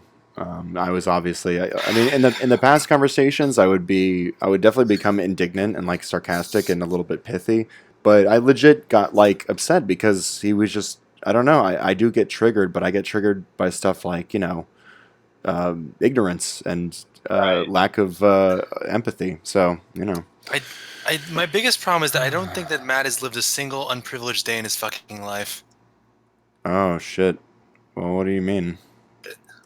Like, no, because like I feel like what he says, this whole bootstrap mentality, it really, I hate the phrase, but it really feels like he's got to check his privileges, you know? Yeah, I mean, Like I it's guess just so. the hypothetical thing about like where he just kind of like where he's like, oh yeah, I just quit my fucking job and like get a better job. I'm like, do you get how this works and what is at stake when you were in that situation? Yeah, like the argument, like get a better job. It's like you have to realize how like on its face, batshit stupid that is, right? Like Like that's these not how people, societies work. they legitimately, these people are basically indentured, and on top of that, like they do not have that option. They have lives, they have their families, they have themselves to look after. They cannot, and like I said, they're put in that situation there by the way that these businesses work. But on top of that, there's no way. It's like, yeah, no, it's It all there's no comes, way it all out. circles back. No matter what job you have, there's always a contingency that you can get, let go, or just like any number of factors could come in that are completely outside your control. No, And yeah, when no, Matt you get, when Matt yeah, calls that you like get, blaming someone else, it's like, well, yeah. What am I gonna do? sure. Blame myself for getting cancer? I guess so. It's like no, like here's the thing. I realize how lucky I am every day. Like if I got fired tomorrow, I'll be okay for a little bit. But that's because I have a family and I have kind of I have a safety net. But a lot of people don't. A lot of people are not nearly as fortunate as I am to have that in their lives, and that is game over for them. I right now still have health insurance. I right now still have a home and food on the table and stuff. And that's like I can't possibly imagine what that's like to not have. And just the amount of stress you're under. Like, we didn't even get into the whole thing about stress. Like, just how much stress you're under when you're in that situation and how that affects your health. I'm just guessing, but I don't think that would have really made a difference. We had already gone through I'm sure it would like sway him. seven other topics, which just again just kind of dissolved and like into like, well, yeah, pedantic squabbling over like, well, what really is hard work? Well, who really are the, well, what really are, well, what do you mean when you, like, just I don't know. that? I don't know if you realized in that moment when he said the hard work thing or like that's not hard work. I almost blew a fucking gasket. I don't think I was here for the hard work thing. You were not. That was like way in the beginning. Yeah, you were talking about your grandma, right? My great grandmother. Like that Your was the great-grandma, example I gave. Yeah. No. Like I wasn't offended by him. Like if he said that my great grandmother wasn't working hard, I was like just genuinely offended when like he went out there and said that these people who like work tooth and nail in the goddamn out there in the workforce for hours on end aren't working hard, and I'm like, excuse me. you pick up a brick, you put it over there, you clock in, you clock out, bing, bang, boom. Oh man, that Never. was funny. I gotta say, like, I'm a little bit like masochistic because I do get like upset, but I also genuinely think it's fucking hilarious to laugh at stupid arguments. Ever put me in the same room as that guy. I do not know what will happen. I Oh will tell you that really? right Oh, you don't want to stream with him again? It was so much fun. now. No. Streaming, sure, but like if you, I do not know what would happen if you physically put me in a room with that guy. Oh no. Oh, that sucks. It's terrifying because literally I got that angry about it. Another fucking triggered liberal. Yeah, totally, man. It's like, you mad much, liberals? Yeah, no, that's what it. Sorry, Benny, what are you saying? Yeah, so question about being in the same room with him. I'm assuming that you've like met Matt in person before, right, Aiden? Oh no, yeah, we were on the same improv team. Okay, got it. So like, I mean, I don't know if you've like seen him recently or whatever, but like, do you think like in person he'd be as willing to say the stuff he's saying now, or?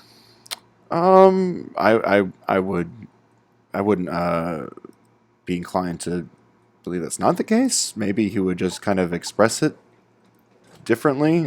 If he, I don't know, could see like the reactions that he's getting or whatever. But he can hear me laughing, so it's like I don't know if he really cares that much about my opinion to begin with. I don't know. So yeah, but yeah, man, I don't know. It's more kind of just like depressing because I don't know. I really wish I could. I mean, I see Lawrence. I see what you're trying to do.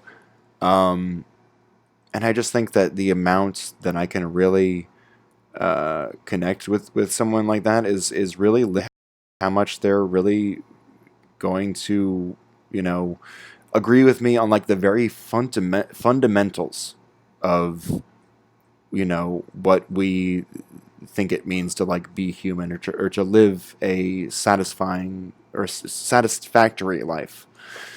I don't even know if it's satisfying, but like just, you know, what it means to be fucking alive, like what human rights are, I guess. I don't know. I got nothing.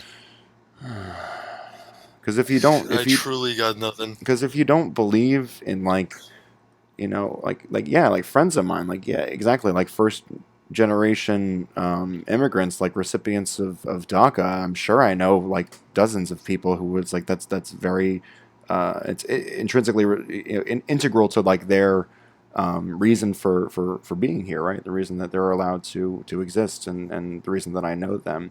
And yeah, when I think too hard about the, you know, people like Matt's methodology, it's the reason why they, like, you know, if those ideas were or more prominent, not that say that they aren't, you know, but they're becoming increasingly more prominent, we're gonna see people leave, people that we care about. So I don't know how civil I can really be. And I think it's worth talking to him, right? Because I try to be.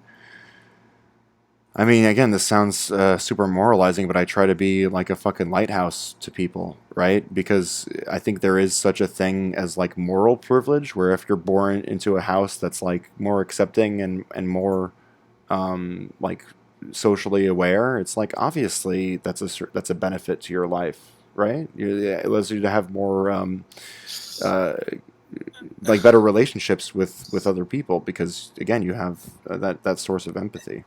My problem is that I genuinely, wholesomely believe that if like, let's give a situation like, I have a friend who's gay who like back in high school was not okay with like coming out at all because he genuinely thought that his parents would kick him out, Mm-hmm. and he still hasn't told them. But now he's like living, like he makes his own money, so he could like leave if need be. But like I feel like Matt would be the kind of guy who would say like, "Oh yeah, I know, just tell them, and just you'll just live your own life, you know, just find a job, you'll make it work." And like that's the kind of shit that makes my blood boil. Because does that sound like something he'd say? I don't know if he'd, I don't know if he'd be that direct. I think he'd just be like, well, if he thinks it would be socially advantageous to, you know, remain in the closet, then it's really like up to him to, you know, decide whether or not he wants to be honest about who he is. Like just this very roundabout where it's like, no, you can pretty much, you should be. I mean, I don't know. That, in a weird way, that sounds like me, because I think it is up to you, like how much you really decide how much you care about your parents, you know, opinion of you, which is like a super fucking complex thing that I haven't really had to deal with on such a dramatic level, you know. Like this is basically the worst that it gets between me and my parents. And it just started happening since like the fucking, well, all this shit with the camps, right? Where it's like they're not necessarily agreeing with me. Like throughout that entire conversation, Matt never said, I think these camps should exist. He just kept saying, I think the conditions should be improved. But it's like he never really made an argument for why these camps should exist in the first place. At the very beginning of the conversation, I said, look, I'm not just fucking thinking with my heart here, right? I'm still a pragmatist. I'm still a utilitarian. I'm still a realist, right? You can be an idealist and a realist at the same time. It is possible. It is, and it's something that's hard to balance, but you can do it, right? So if we have people, right, who are associated with cartels, or just they have no terms of like type of documentation prior to coming to the U.S. at all whatsoever, they're just fucking blank slates. Yeah, you can like there's a certain level of like surveillance that can be done ethically in order to like just keep tabs on what they're doing, and has a litany of problems. But I'd say that's one, you know, possible answer to people who are coming in where we literally just don't know where their what their intentions are. It's like that's still something to think about, but you can't just use it to invalidate all the people who are coming here, like with good intentions. We're just trying to do what's best for like their family. We're just trying to like stay alive, right? I always said it was this. America has to do one of two things.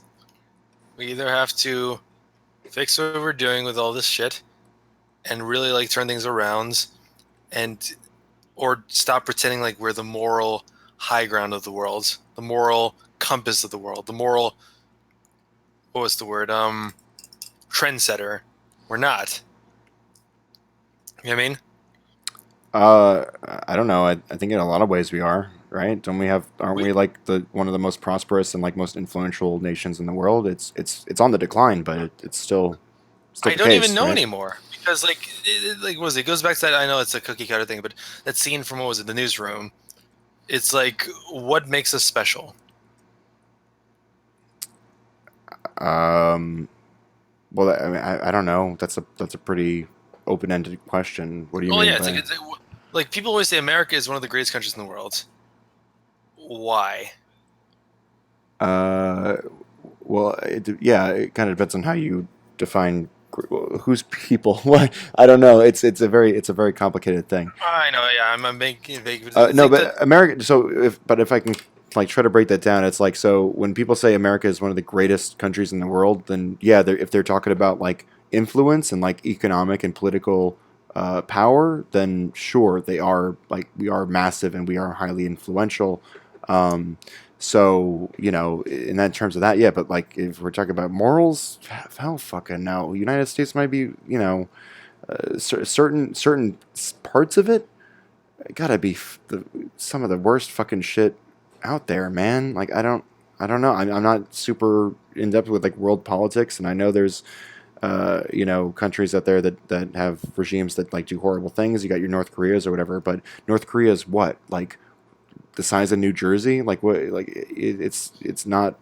It doesn't have the kind of like reach that America does. So obviously, whatever it does on its own is affecting people on an international level much less. Not to say that they aren't fucking horrible to their own nation, but just in terms of like their reach, I'd say that America has like way more negative. I don't know.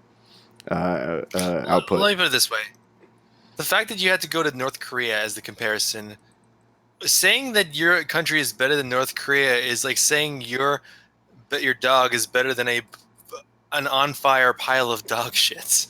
You're comparing it to you don't compare to the bottom. You don't compare to how much better you are than one of the worst countries in the world. You compare it to like what are the other countries in the world that they compare it to?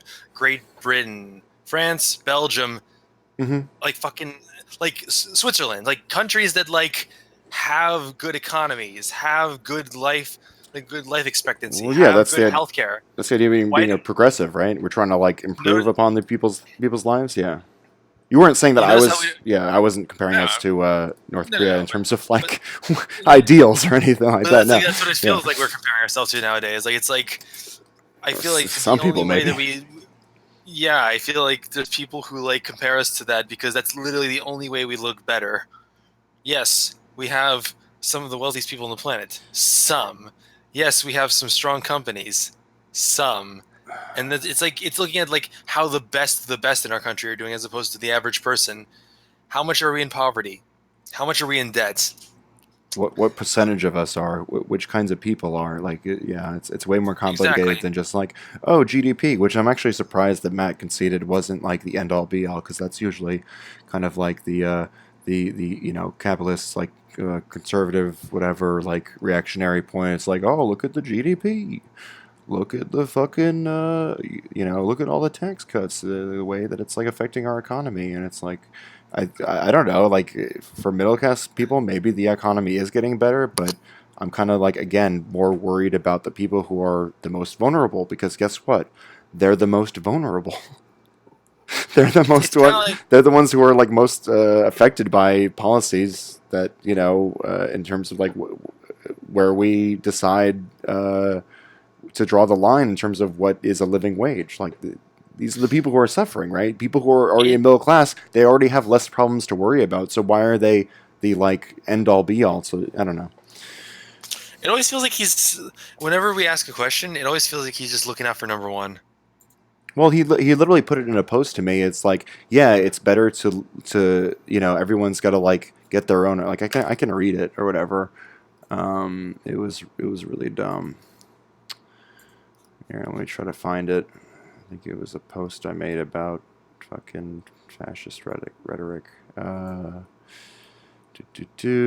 me find it.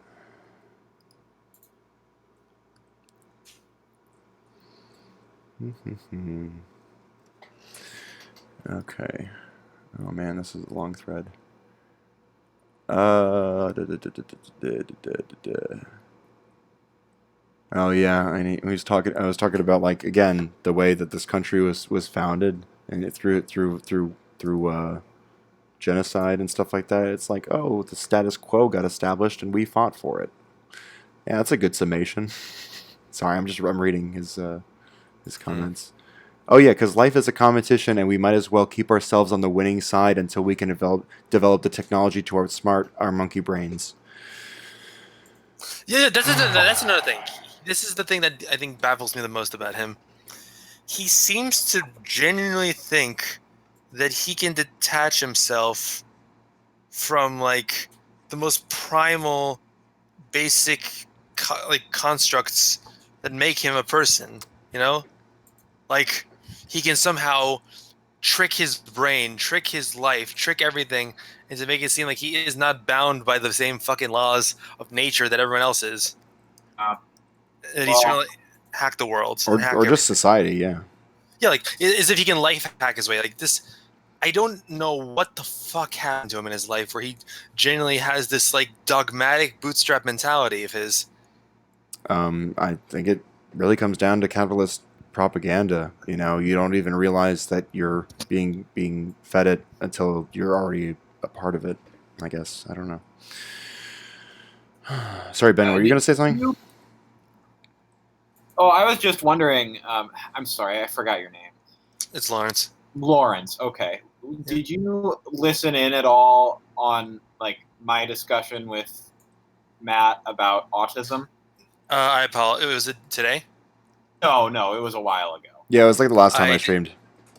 So No, it was I like did I don't not. know, a month ago or so. Okay, that's okay. I just wanted to bring up that like that. Well, I heard the precursor to that as well. Our conversation, yes. And he was like, I don't know, he denied that high functioning autism even existed. Yeah, that one. Or like we shouldn't call it autism if it's high functioning, that kind of thing. Right. Oh boy. And then like in my him, he kind of went in to like, well, I don't think like, sociology, psychology, psychiatry, like therapy, like any of that stuff is valuable at all because it didn't work for me. Yeah, that was the thing he said in our conversation too. Yeah. But it's so it's just like whatever mood he's in. It's like, oh, if it supports my argument, then yeah, sure, it's the research is valid. Right. Yeah. The research is valid until like it doesn't suit him. Confirmation bias for the win. Like yeah, no, that was another thing. Like he literally like whenever you were trying to like bring up like let's look at the research. He's like, nope. Who's the research from? I don't even have research. I don't spend my days fucking looking up. I don't even have the degrees to like, or the education or whatever to like actually synthesize valuable like conclusions from pure data or like pure research. But there's a certain level of trust, and I put that trust in like again stuff that we can test and we can chart and we can like that's where it comes from, right? I was straight up just fucking starting to look for the receipts. I was looking for the receipts. I was looking for the goddamn research until the point where we realized you guys were talking, where you made it clear that it doesn't matter what you give him, he's not going to take it. Mm-hmm. And I'm just like, why am I even looking? Well, Yeah, Ben. confirmation bias is like such a strong thing. I actually learned this in a training I did recently for work. Mhm. That like there was a study where a bunch of different people from all different political backgrounds, like a bunch of things about different like politicians, like a whole like one of them was true and one of them was false, and then like they believed different ones depending on like their own biases. But then later they revealed that claims were actually false, but the participants actually believed those false claims more strongly once they were proven false. Oh yeah.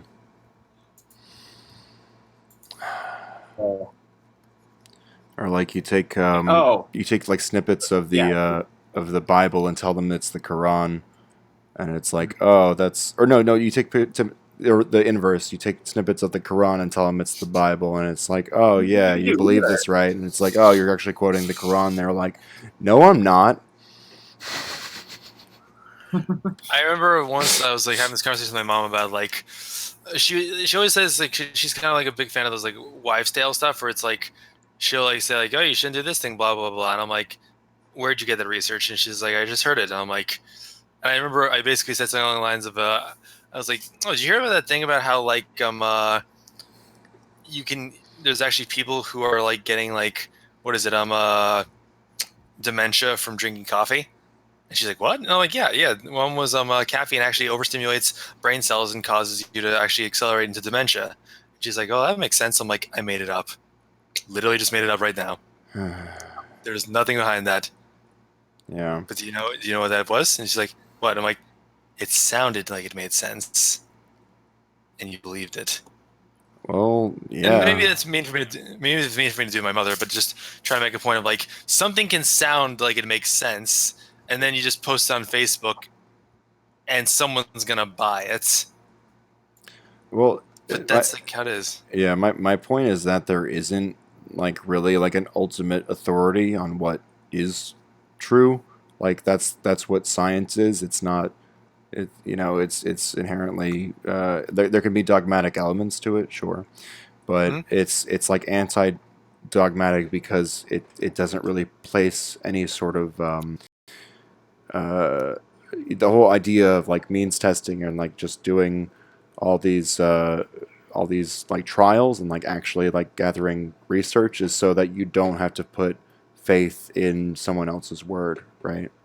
You can just look at the sheer data and the again the whatsoever like the analysis of data, not just because like looking at sheer data you need a way to interpret it, right? So it's not just like data is like again the end all be all, but so then but if it were easy to actually form opinions based on expert opinion, it's like, well, we would all be in agreement, right? So then why is it that some people are like, where do some people get their trust that other people's don't? Because I do use trust. I didn't fucking do the experiments or like again all the research myself. I just understand that there are people who are more qualified than me that probably have a better idea of what's actually going on. So let me just try to like listen to those folks, but then who are those folks, So I don't know. There's always going to be like that tribal element to it. It's like it's always going to feel bad to be on the losing side of an argument, but hopefully, like again, if he could show me certain points of research that helped like validate his claims, I would have to contend with them, right? I couldn't just write them off. I would have to actually look at them and see, and I wouldn't feel good like validating him because I know that his methodology, even if his research is like legit, the conclusions that he's extrapolating are really like in really unrelated to like whatever the hell he might be quoting. So I don't know. Like you can still be right on the data, but then be wrong in the actual like application of whatever you're trying to argue. So Mhm.